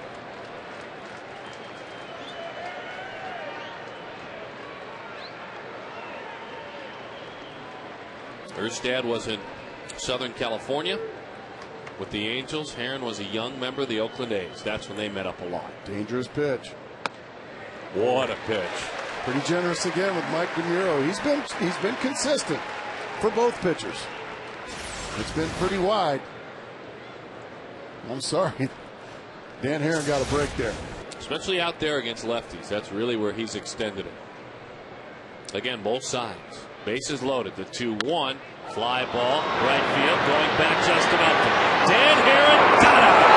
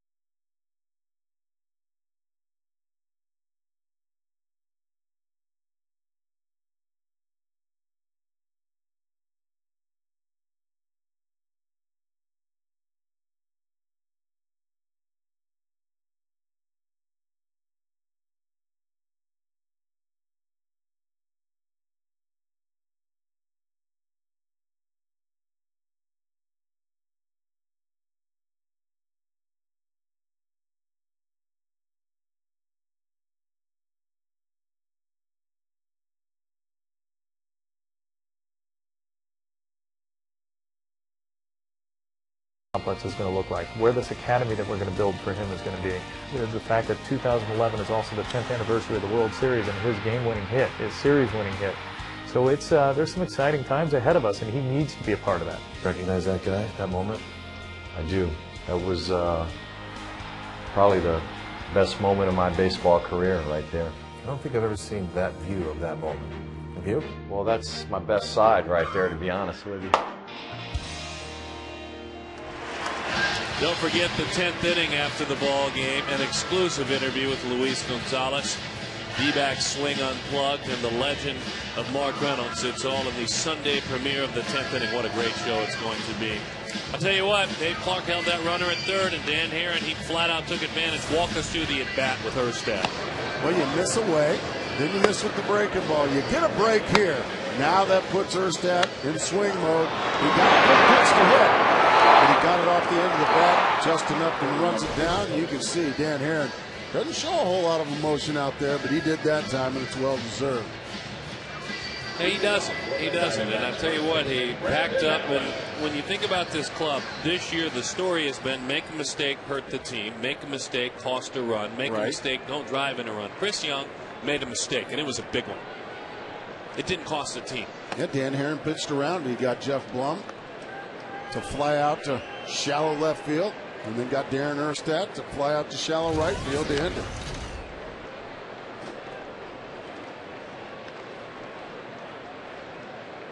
One and one the count. Breaking ball. Boy, he's tough to figure. Blum is at third now, by the way. Kepinga is at short. And Wandy Rodriguez lost in all this. Great stuff by Herron. It's a great job by Wandy Rodriguez. But look at him now shooting the other way, Dan. We'll go into second with a stand-up double to start at the bottom of the seventh inning. Give him a little credit, huh? I mean, you think about this. Nice. Is the third at bat against a tough lefty. He was just waiting for a mistake, and the one that he got wasn't even a big mistake. He cashed in. John Hester. John Hester called upon. Mom is in the ballpark. Joe Hester. Mark McClone standing by. Big Mac, where are you at? Joe, what is going through your mind right now seeing your son step into the box at a big league game? Just having a blast. It still seems surreal. It just couldn't be more pleased and grateful, and it's been a wonderful 2 or 3 days. Everybody's been very gracious and good to us, and just can't thank everybody enough. What was the other night like for you Friday with the home run in the first big league at bat and the shaving cream pie in the face? Oh, it was surreal. I really wish I've enjoyed seeing the playbacks because I don't remember that much of it, frankly. I sneaked down to get a few pictures down on the field, and everybody around me figured out who I was. And they were awesome, and when he was fortunate enough to get the hit, they were all over me. I never saw him across home plate. It was so much fun. I will never forget it. It's one of those moments that just will always remember. It's just very special. And you gave him a nickname as a kid. I think we have to bring that nickname to the big leagues. What was it and why? Well, among other nicknames, he was the Iceman. That one is drilled. Deep right center field. That one off the wall, racing on around. A run is scored. Hester with an RBI. What a major league debut he is making. John Hester. The Iceman. Go ahead, Mark. Go ahead. It was the Iceman, the guy with ice water in his veins. Kind of like that? That's right. Can you stay around for the rest of the game? You can't leave that seat now. These are actually pretty good seats. Now, why did you call him the Iceman? Just, in clutch situations, he was fortunate enough to have the mentality to come through in a lot of situations. And, that was just from friends and family and... Hey, Mark, can you hear me? Just having, really a clutch mentality. Yeah, I got you there, Mark Grace. What do you got? Well, first of all, women usually react like that when you're around. But second of all, I think his nickname should be My Guy. Mark Grace wants his nickname to be My Guy, as in his guy. But wasn't John a... Rules, we'll go with My Guy. Mark, whatever Mark... There you go. Atta girl, Mom. Man. All right, it's official. My Guy, the Iceman. Yes. John Hester. All the above, a.k.a. Tell her we said congratulations. I can't even imagine. Congratulations. Thank you, Joe Hester. To everybody for the wonderful support. We've been really appreciate being here. Going to have fun teaching school back in Georgia on Monday. Right. All my little first graders. Can't wait to see them. A first grade teacher. Thank you, Mark McClone. Thank you so much. Appreciate it. What an honor. They're talking to Mom, first grade teacher back in Georgia, Joe Hester, while her son hits a double off the wall. About 415 feet were the double. That would have threatened the hit it here sign for Gila River Casino. It would have.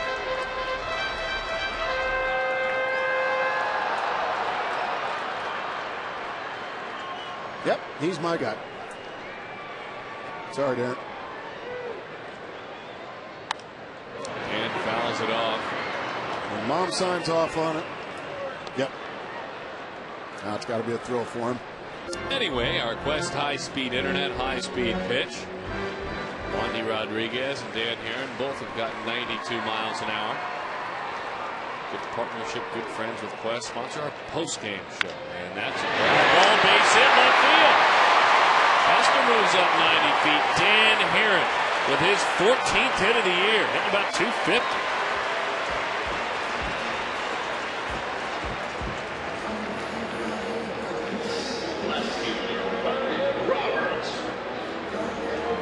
Cecil Cooper's going to come out. He's going to remove his very talented left-hander from the ball game. But what a job he did. He's an impressive young man. My goodness. He looked like he had a chance to win this game in the top of the 7th inning. His offense couldn't come through, and the Diamondbacks do a good job of making Rodriguez pay in the bottom half. They came through with the hits when they needed it. It's just that Dan Heron has been much better today.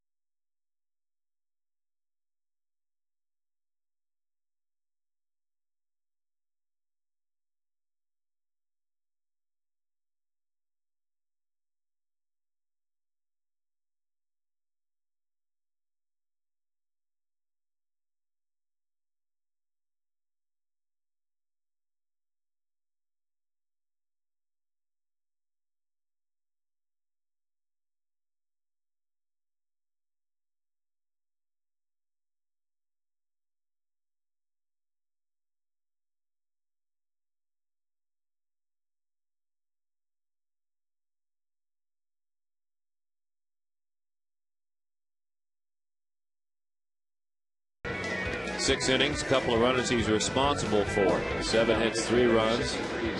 One of the big blows coming off the bat of John Hester. First ever major league start. Knees and elbows all bloodied up, Gracie. That's just the way we like them. That's what a catcher should look like. Oh, that's great. That's Mom with that little league button. Boy, I bet it seems like yesterday for her. Now he's a big leaguer.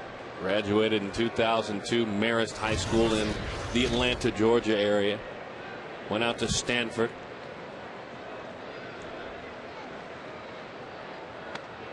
And the unique delivery of Gervasio sails inside. Tough to handle if he's throwing strikes against righties. I mean, so far, very good. Righties probably think, why him? And he's in here hoping to get a ground ball. Infield in. Hanging slider. But it looked like a strike. Looked like a pretty good pitch there. I think that one might even fool Mike DeMuro.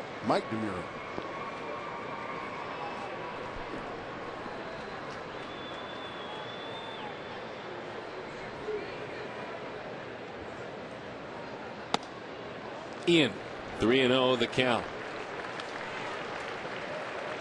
John Hester, a linebacker in high school. Led his team in tackles his junior and his senior year. Really? All-state football player. Catcher bloodied up. Ball 4. Right now he just stays at third as the walk is drawn by Ryan Roberts. Nice job.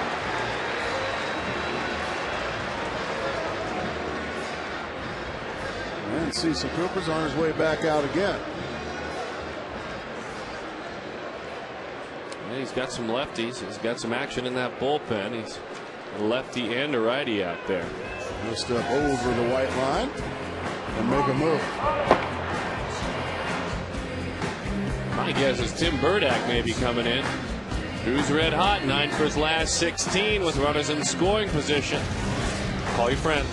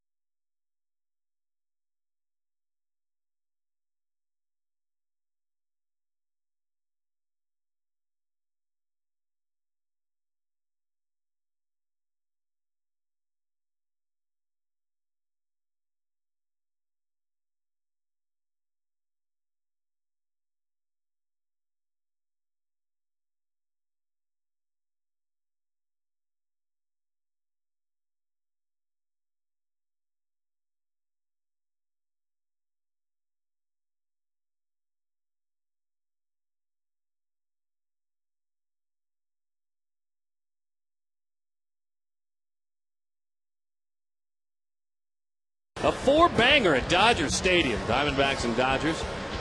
And looking to play the role of spoiler. Double D. Yusmero's been really good last couple of outings. Max has not. We'll see if Max can put it back together. And John Garland was fabulous last night against the knuckleballer on Thursday, Charlie Hager. Bright lights, big city. Diamondbacks and Dodger Stadium. Looking forward to bringing those to you. I don't know. Can you handle 4 days in L.A., Darren? I think I can. 4 days of Man Ram? I think I can. I'm ready. Yeah. I'm ready for it. Can't wait. Diamondbacks, opportunity to play a big role in who wins the division and who gets the wild card spot. Well, they go to Colorado after that. Stephen Drew, Tim Burdack, first pitch outside. 1-0 the count. 198 against lefties this season. Previous time in the big leagues, he hung in there at 268. And then swung at the next one. Now it's 1-1. What keys ever did you tell yourself when you started struggling against lefties, you left-handed hitter? Well, you just have to make sure, first and foremost, against a guy like Burdack, I'm going to look slider, and I got to make it start at my hip. It's got to start at my hip. If it starts out over the plate, it's going to slide down and away.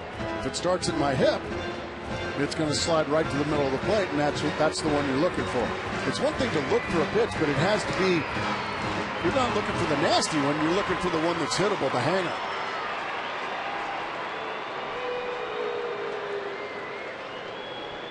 So let's see if he throws him another one. You want to start right at your front hip, and then that should take it right to the hitting zone. There it is. It started right at his hip. Steve was just a little too quick with it. That's the slider you're looking for. Not the one that starts over the middle of the plate. Watch, right at the front hip, and look at it start to slide right to the middle of the plate. But Steven just opened up a little too quick and pulled off of it. Good pictures there. You can see the catcher reach back, and that's an empty reach for a catcher. You're thinking, oh boy, the 2-2. Fastball, good one, 91. Chris Coast again, if we didn't tell you before, is behind home plate. Deppinger at short, Blum at third. Bases loaded up. And now since he threw that fastball, he's probably trying to speed Steven up. I would imagine now he's going right back to the slider. Once again, make it start at your front hip and try to drive it right back up the box. Well, he went with the fastball and missed with it in. Coop, I would imagine, going to wait to see how this at bat plays out. He's got a righty in the bullpen. And he's got Justin Upton and Mark Reynolds waiting. Let's see if Stephen Drew will stay on that slider. I can almost bet my life that a slider's coming right here, Dan. Nowhere to put him, the 3-2. It was fly ball center field. He's got a pretty good arm. Extra tagging, and that pretty good arm sends it right to the plate. So Drew comes up empty. Well, he threw him a slider, didn't he? Fortunately, my life will continue because I just bet my life on it. He did throw it. It kind of stays right there to hit, and Steven pulled off of it. Got it off the end of the bat. And Hester has to stay there. Cecil Cooper on his way back to the mound. So the righty called upon. Justin Upton, Mark Reynolds. They await their opportunity. Looks like Fulcino out there. We'll figure it out when we come back.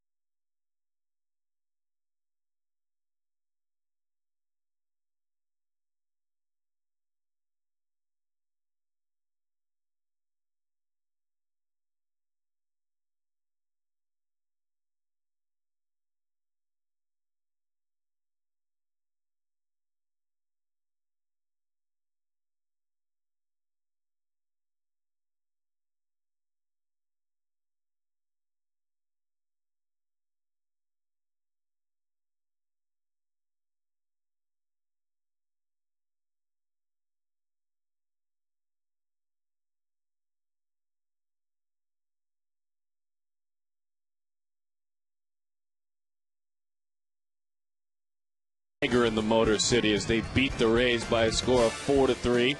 The Dodgers too much for the Reds in extras.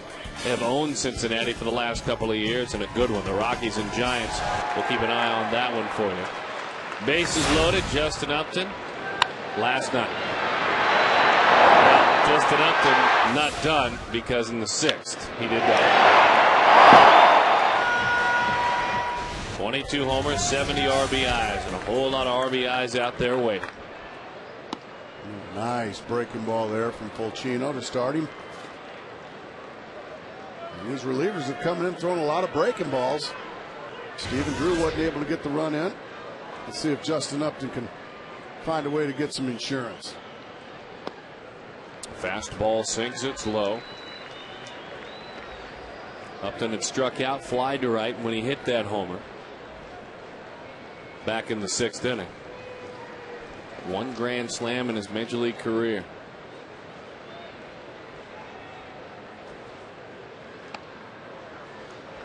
Good fastball right on the inside corner. Looks like Upton was looking for the breaking ball because he was just frozen.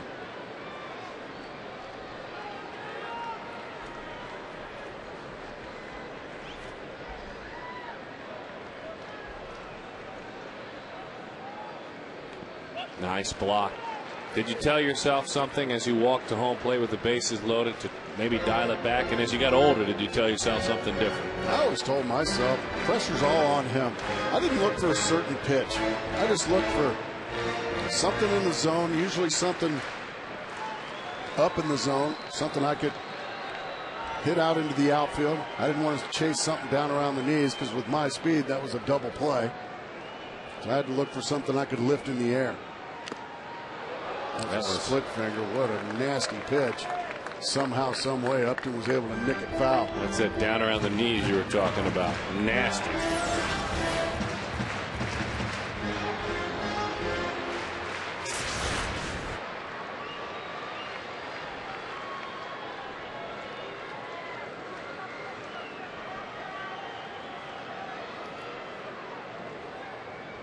The 2-2. Pounds that one off the plate. Fair ball to the bag. That'll score a run. That's all it takes, Justin. You just got as many RBIs for that little chopper as you did that 430-foot home run your last at bat. That's major league hitting. Fighting. Staying away from the strikeout. Yeah, I know strikeouts happen, but in that situation, that's the last thing on earth you want. He found a way to just put a ball in play and drive in a run. For his efforts, as you said, RBI number 71. Yeah, the batting average will come down, but that RBI, that will be up there. That'll be on his baseball card for the rest of his life. Breaking ball is away. I like that.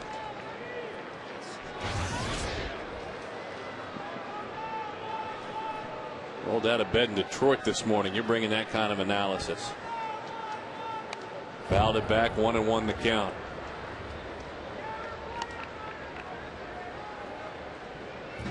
Last 17 games, Mark has tattooed right-handed pitching. 327, 7 homers, 14 RBIs.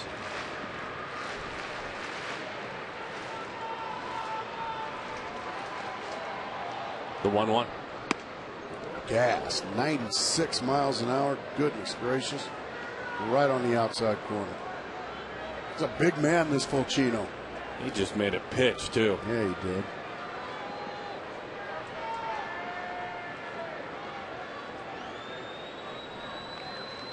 One, two. Did he? I think he did. Oh, Dale Scott says no. Just able to check it up was Mark Burns. Let's take a look. Yeah, I think he did check it up here. I think you're right. Blue Whale's heart is the size of a Volkswagen Beetle. A run on 4 hits and no errors for the Astros. 4 runs, 7 hits and no errors for the Diamondbacks. Late timely hitting is what we're looking for. Nice take. Nice job by Coast. I'll tell you what, Coast has earned his money back there in the inning he's been called upon. He's having to block a lot of split fingers and sliders.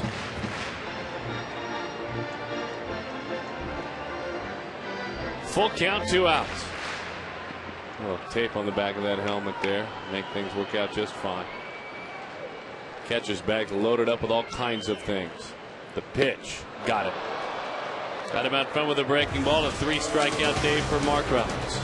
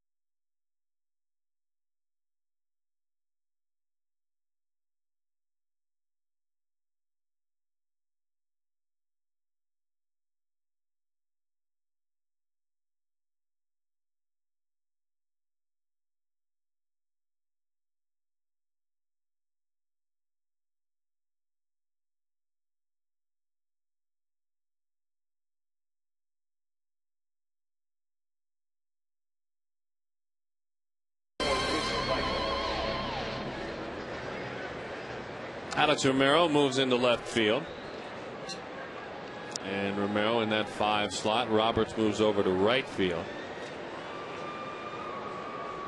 Actually, Roberts moves into second. My apologies. Very short right. And I saw green grass all around him, and he can play anywhere. Justin's still out there. And we got it figured. Dan Heron, just amidst all the confusion, just pours in strike one. Cheating out front of a cut fastball is Jason Michaels. Heron right now at 99 pitches and counting.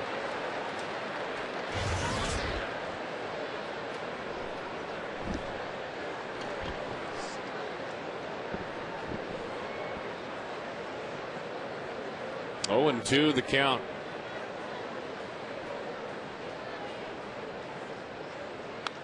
Boy, look at that pitch. In on the hands. Threw a splitter there, of all things. Kind of stayed up and ran in on his hands. You're right. Hey, Darren, do you think there's a bunch of Los Angeles Dodgers and a bunch of Los Angeles Dodgers fans pretty excited about a 4-game series with the Diamondbacks and not seeing Dan Heron? I think there are. Stephen Drew with the dive. Can't get there. I would be. So a base hit, Jason Michaels.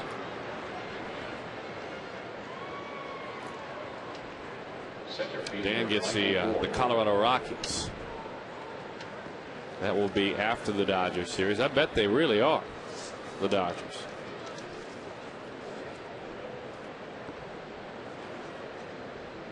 But first things first, 6 more outs to go here in Arizona against the Astros. 4-1 the score. Juan Gutierrez grabs a baseball. He's playing some catch. Jed Qualls joins him.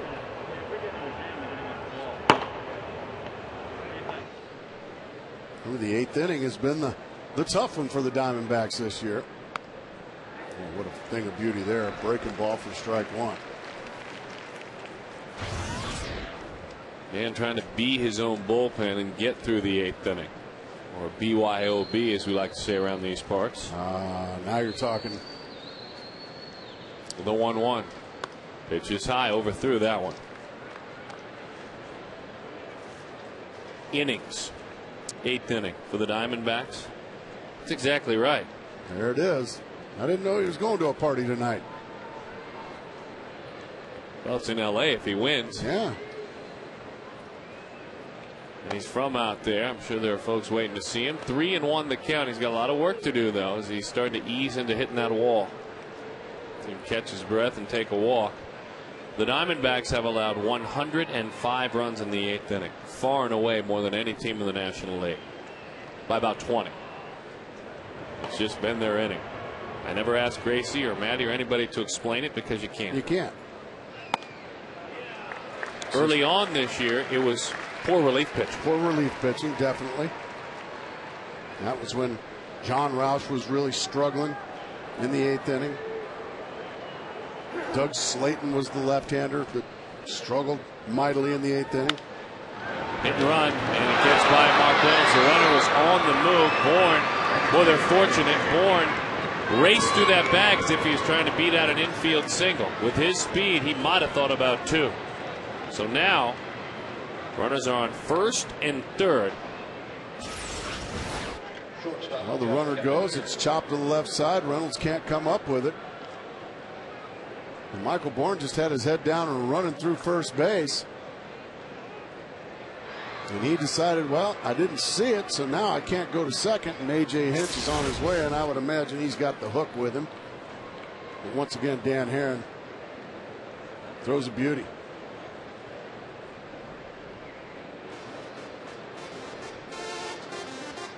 They had a brief conversation. Herron looked like he told him, I'm good. And this crowd thinks he's really good.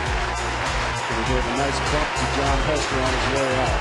Like, nice going, kid. We'll talk about that. You're right. We'll talk about that when we come back.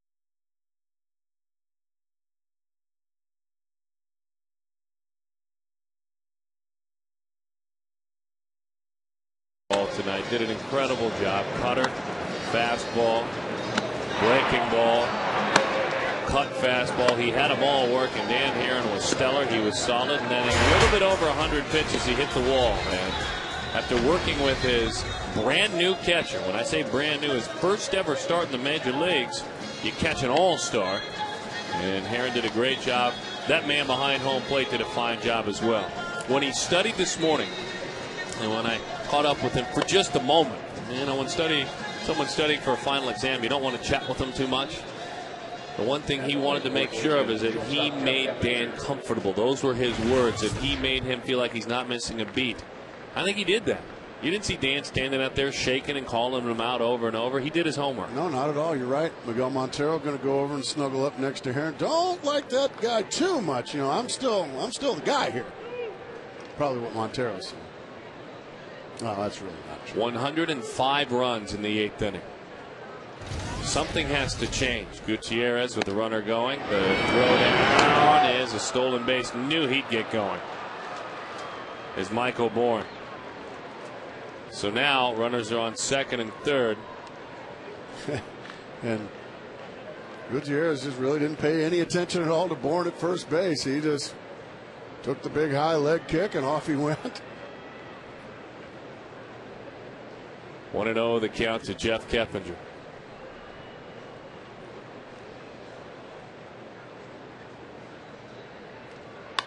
Bouncing ball. That'll cost a run, but it'll be a big out. 4-2 is the score. Another 8th inning run. On the season, 106. We need to do something different this inning to change things around. How's that? I just throw a Mo Achichi on the 8th inning and have it stop right now. Well, I got great news then, Darren. You want this? I'll just give you. Now you got to face Berkman and Lee. Oh, I don't like that. Well, that's what I mean. It was facetious good news. Here is Berkman. Bouncing ball. Another run crosses the plate. Well, at this point, though, Darren, you'll trade runs for outs. No, I understand. You still got a 1-run lead now. The biggest mistake in this situation a pitcher can make is to try to strike everyone out. That's exactly right. Now you've got the bases empty. Now you're 4 outs away from the win, and Gutierrez is 1 out away from his job being done, because he won't come back out for the 9th. He's got to find a way to make good pitches here, get his team in the dugout, and an opportunity to add on here. So maybe if you're watching at home, wear your caps forward and proper. An anti-rally cap. The 1-0. Belted into left field. Heading over to get it. Carlos Lee. Hustling on around. Carlos Lee's got to get back. Oh, the diving attempt. Roberts, don't blame him. He's thinking, I got a shot if he's coming. He turned and dove with the ball at the bag, and that bag was empty. It was just a mirage. And that's a nice play by Alex Romero, and a rocket off the bat of Carlos Lee, and a good throw in. And because of the noise in the stadium, there's no way Ryan Roberts can hear anything. He's got to see, whoa, and he probably looked back and saw Lee was halfway there. And if Allen was saying first base, I'm sure that Roberts couldn't hear it with the noise in the stadium. And A.J. Hinch on his way back out. He's going to bring in Chad Qualls and look for Chad to lock down a 4-out save. Oh, the 8th inning. Please pass the Advil. Ugh.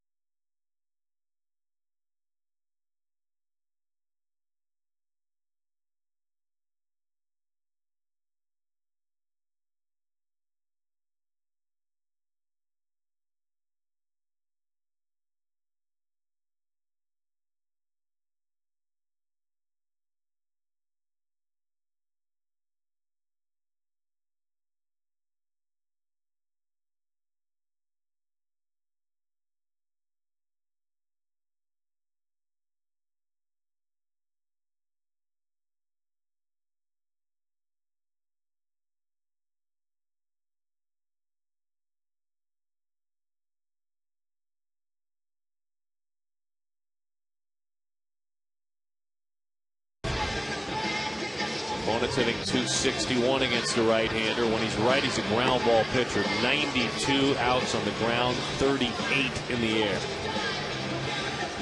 And it was in his last outing that sinking fastball wasn't used.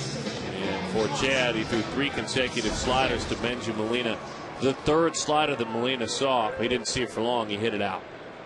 I'm sure Chad Qualls has had 3 long days and nights to stew over that outing.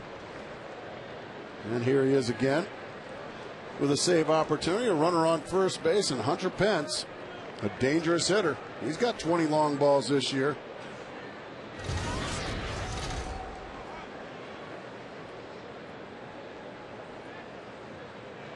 Right away, fastball. You see Hester go up to try and catch that one? Yeah. Somebody forgot to tell John Hester, the youngster, by the way, this guy's got a big time sinker. To his credit, he hung in there just fine. It's difficult. This is on the job training for Hester. All these guys have never thrown to him before, and I mean, it's tough. He spent a long time out there with Qualls, and he did a lot of listening. Well, he probably had to say, "Hi, I'm John Hester. It's nice to meet you. I've heard a lot about you. What do you throw?"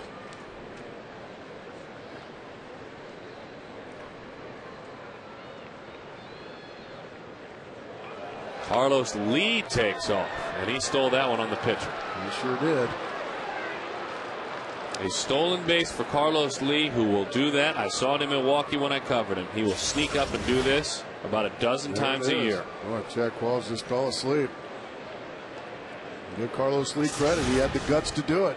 And that's more than anything, more than speed, you got to have the guts to do that, Darren. Now he's a single away from tying up the ball game. The 1. Beautiful slider there on a 1-1 pitch. Now it's 1-2. This is Wednesday.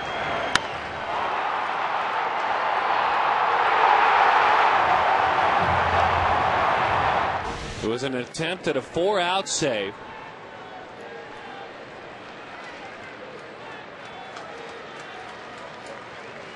Let's see if he can throw a better slider here.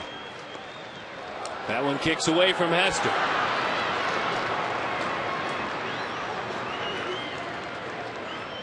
And that 4-out save, he was never able on Wednesday to get any more outs because it just took 3 outs on the other side for the Giants. That homer gave him the lead. Well, he wasn't about to leave that one in the middle of the zone. He gripped it a little too long. Now, if I'm the hitter, Darren Sutton, if I'm Hunter Pence, I'm thinking he's not going to throw that slider again. He doesn't want to bounce it for a wild pitch. I'm looking for a sinker if I'm Hunter Pence. The 2-2. He got the slider. Pence strikes out just like I would have. What a pitch from Chad Qualls. The 8th inning Demons being on with you. The Diamondbacks still lead it. Somehow.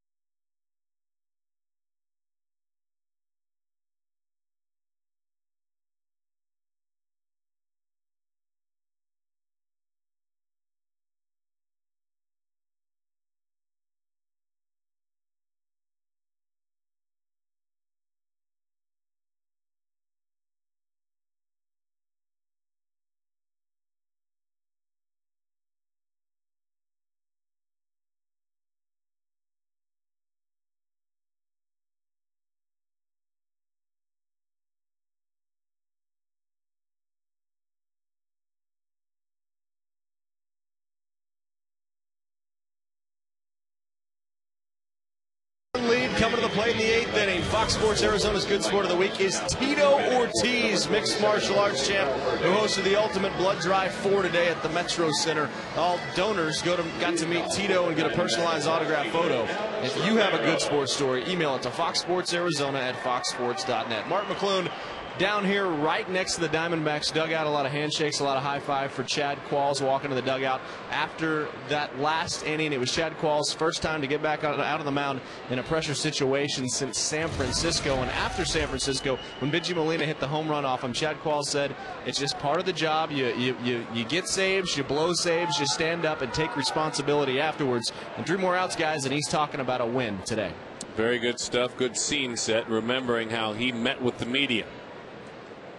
And not everyone on his team did that on that day, and he stood right there in front of his locker and, well, took his business, I guess you would say, as part of this man's business is closing games. We all remember him, don't we? Jose Valverde at 2.20 ERA. He's just trying to keep it at 4-3. Papa Grande. He's a good man. He's a terrific man. Having a terrific year in Houston again. Gas. 3 pitches. Strikeout. Arnova Home Loans in-game box score. You can see the damage done by the brand new catcher. John Hester doubled, singled, scored a run, scored a pair and drove in a run. Danny Herron actually pitched in with a single as well. Nova Home Loans.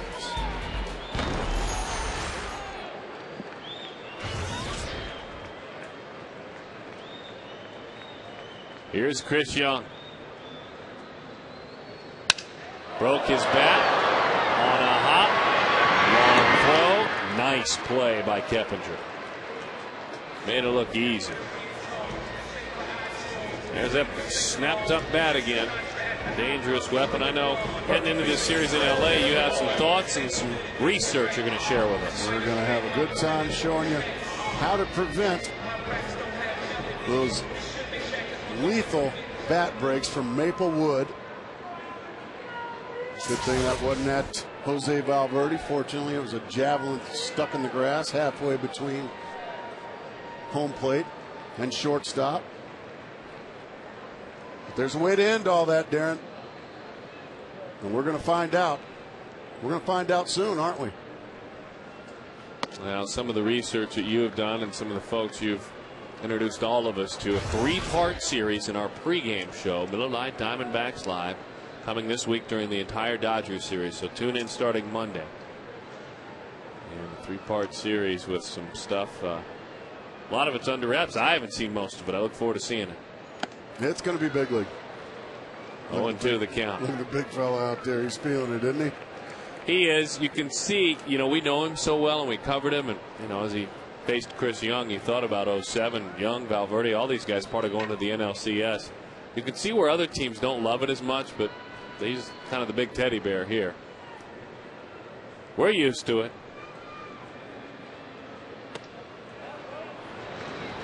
He went around. That's strike 3. That was a quick inning. So Chad Qualls getting ready to go back to work.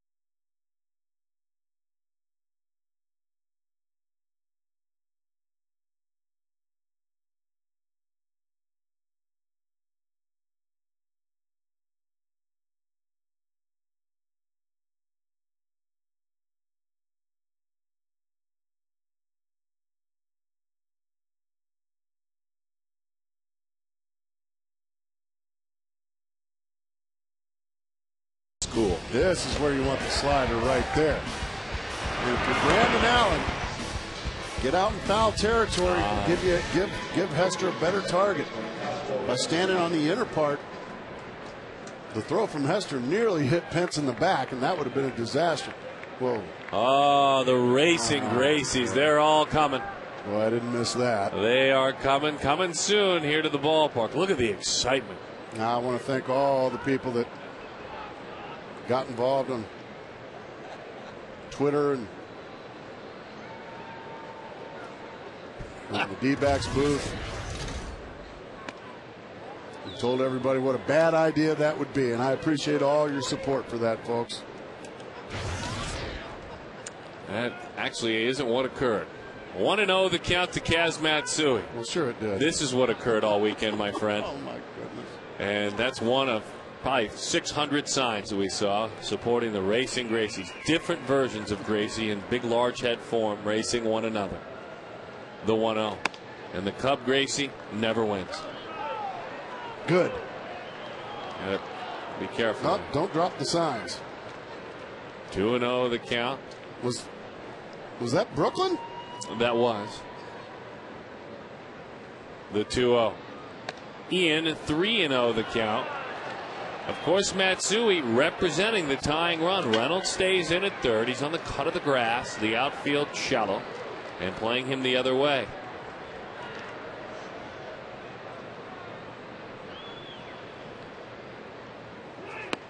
There's where you want it. Now see if you can do that 2 more times, Chad Qualls.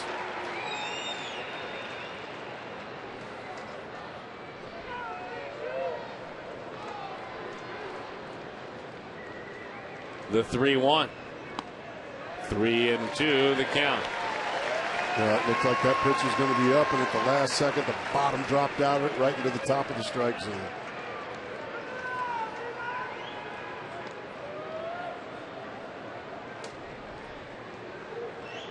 Bouncing ball, going to have to hurt. Stephen Drew comes on, fields, fires, got it!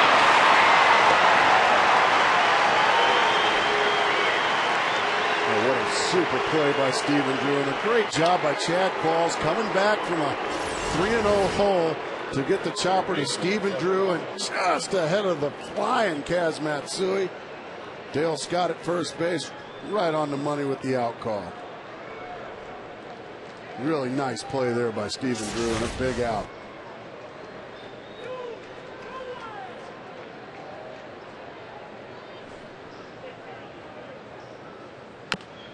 Hacking and fouling off. That's the good sinker, boy. Starting at the knees. Looking like it's getting ready to tear a hole in that dirt as it dives down. Good pitch.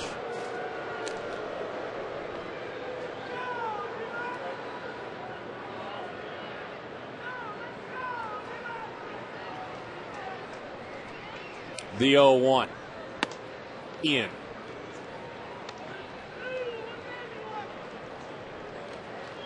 Lum, the switch hitter. He's seen him before. Heck, they're old teammates in their time in Houston.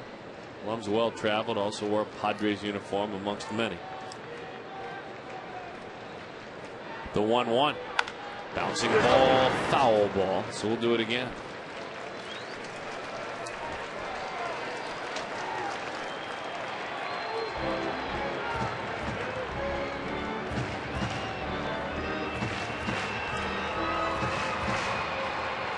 A souvenir.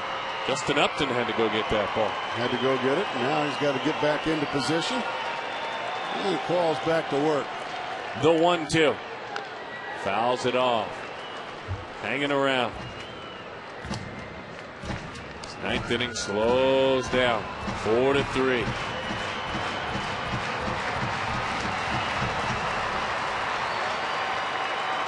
He's ready. He's ready. Yeah, D-back fans, they want a home sweep. Haven't seen many of those this year, Darren Sutton. Good looking Brandon Webb hat given away today. They're all wearing them. The 1-2. We'll do it again. Did Gonzo get the T-shirts for us while I was gone? Oh, they're all in the back of the booth. Are they? Nice. Oh, yes. Nice. Thank you, Gonzo. Those are all mine, though. He brought me What? 3. Oh, yes, for friends and family. But you can, I'll see if he'll send you some other ones. 1 and 2. You bet that broom. Brooms and cowbells, they make the world go round.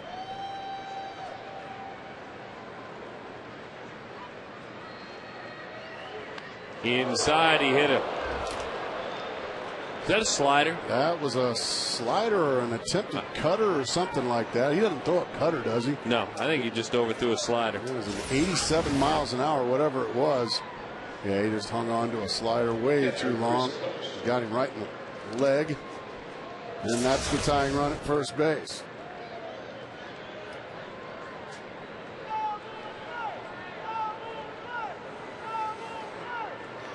You know what Chad Qualls is thinking? It's what all of us are thinking. Throw that good sinker, get a double play. That's exactly right. Get out of here in a minute or two. And a couple of innings ago, Cecil Cooper used all his pinch hitters. So he's down to Chris Coast, and that was skied foul. He's already used Blum. That was his second at bat. Erstad has been used. Michaels has been used. Miguel Tejada has not been used. The king of the ground ball, the king of the double play. Looking for one right now. Right down the middle. Right down the middle. Makes you wonder what Chris Coast was looking for there.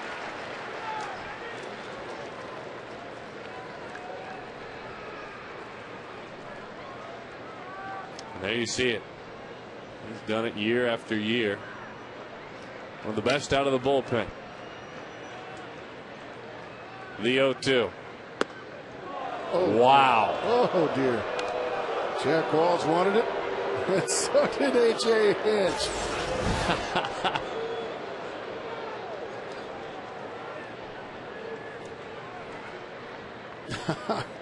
So you want to manage in the big leagues, do you? Well, that should tell you the frustration. Missed with another slider. Now it's 2-2. 2-2 the count.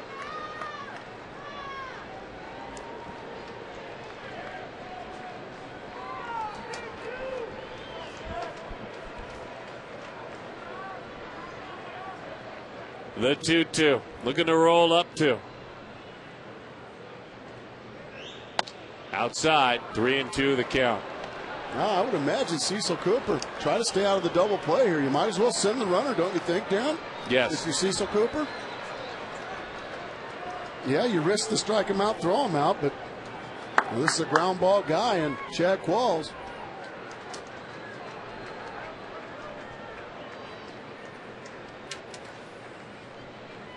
Chad will step off, get himself together, have a little talk with himself. He was 0-2 on Coast. Now he's worked it to 3-2. He's going through his mind over and over again what he needs to throw here. Popped it up. Roberts is there. He puts that one away. One out to victory.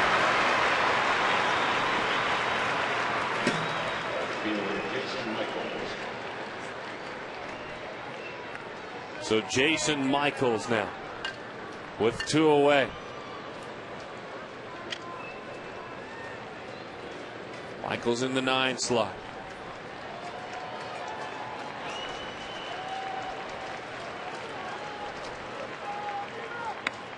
Good sinker. Boy, that one had some teeth. Down and in, right over the top of it goes Michaels. He'll step out, gather his thoughts.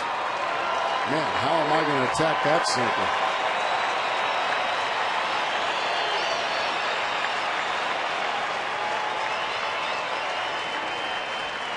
The 0-1. Slider. Straight down. I mean, he got on top of that one. It dove straight down. 1-1 the count.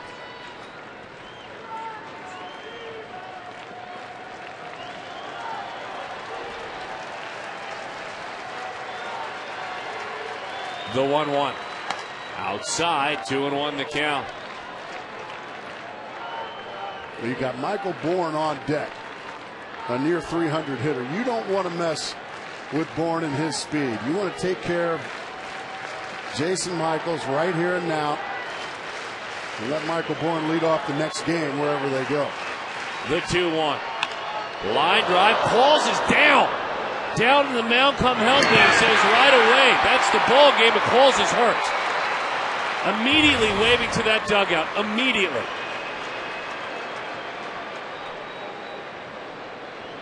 This crowd silent.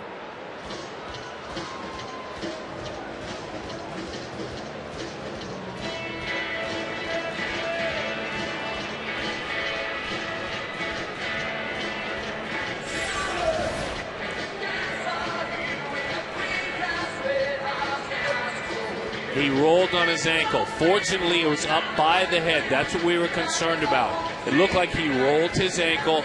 You thought initially it might have gotten him near the head. It hit his glove. And he either rolled his ankle or his knee there, the left ankle or knee. Well, they're looking at his knee. Dave Edwards is out there right now looking at his knee.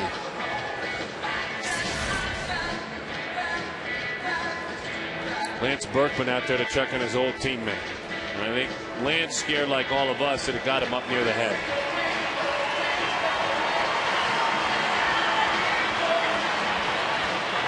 It's a great shot.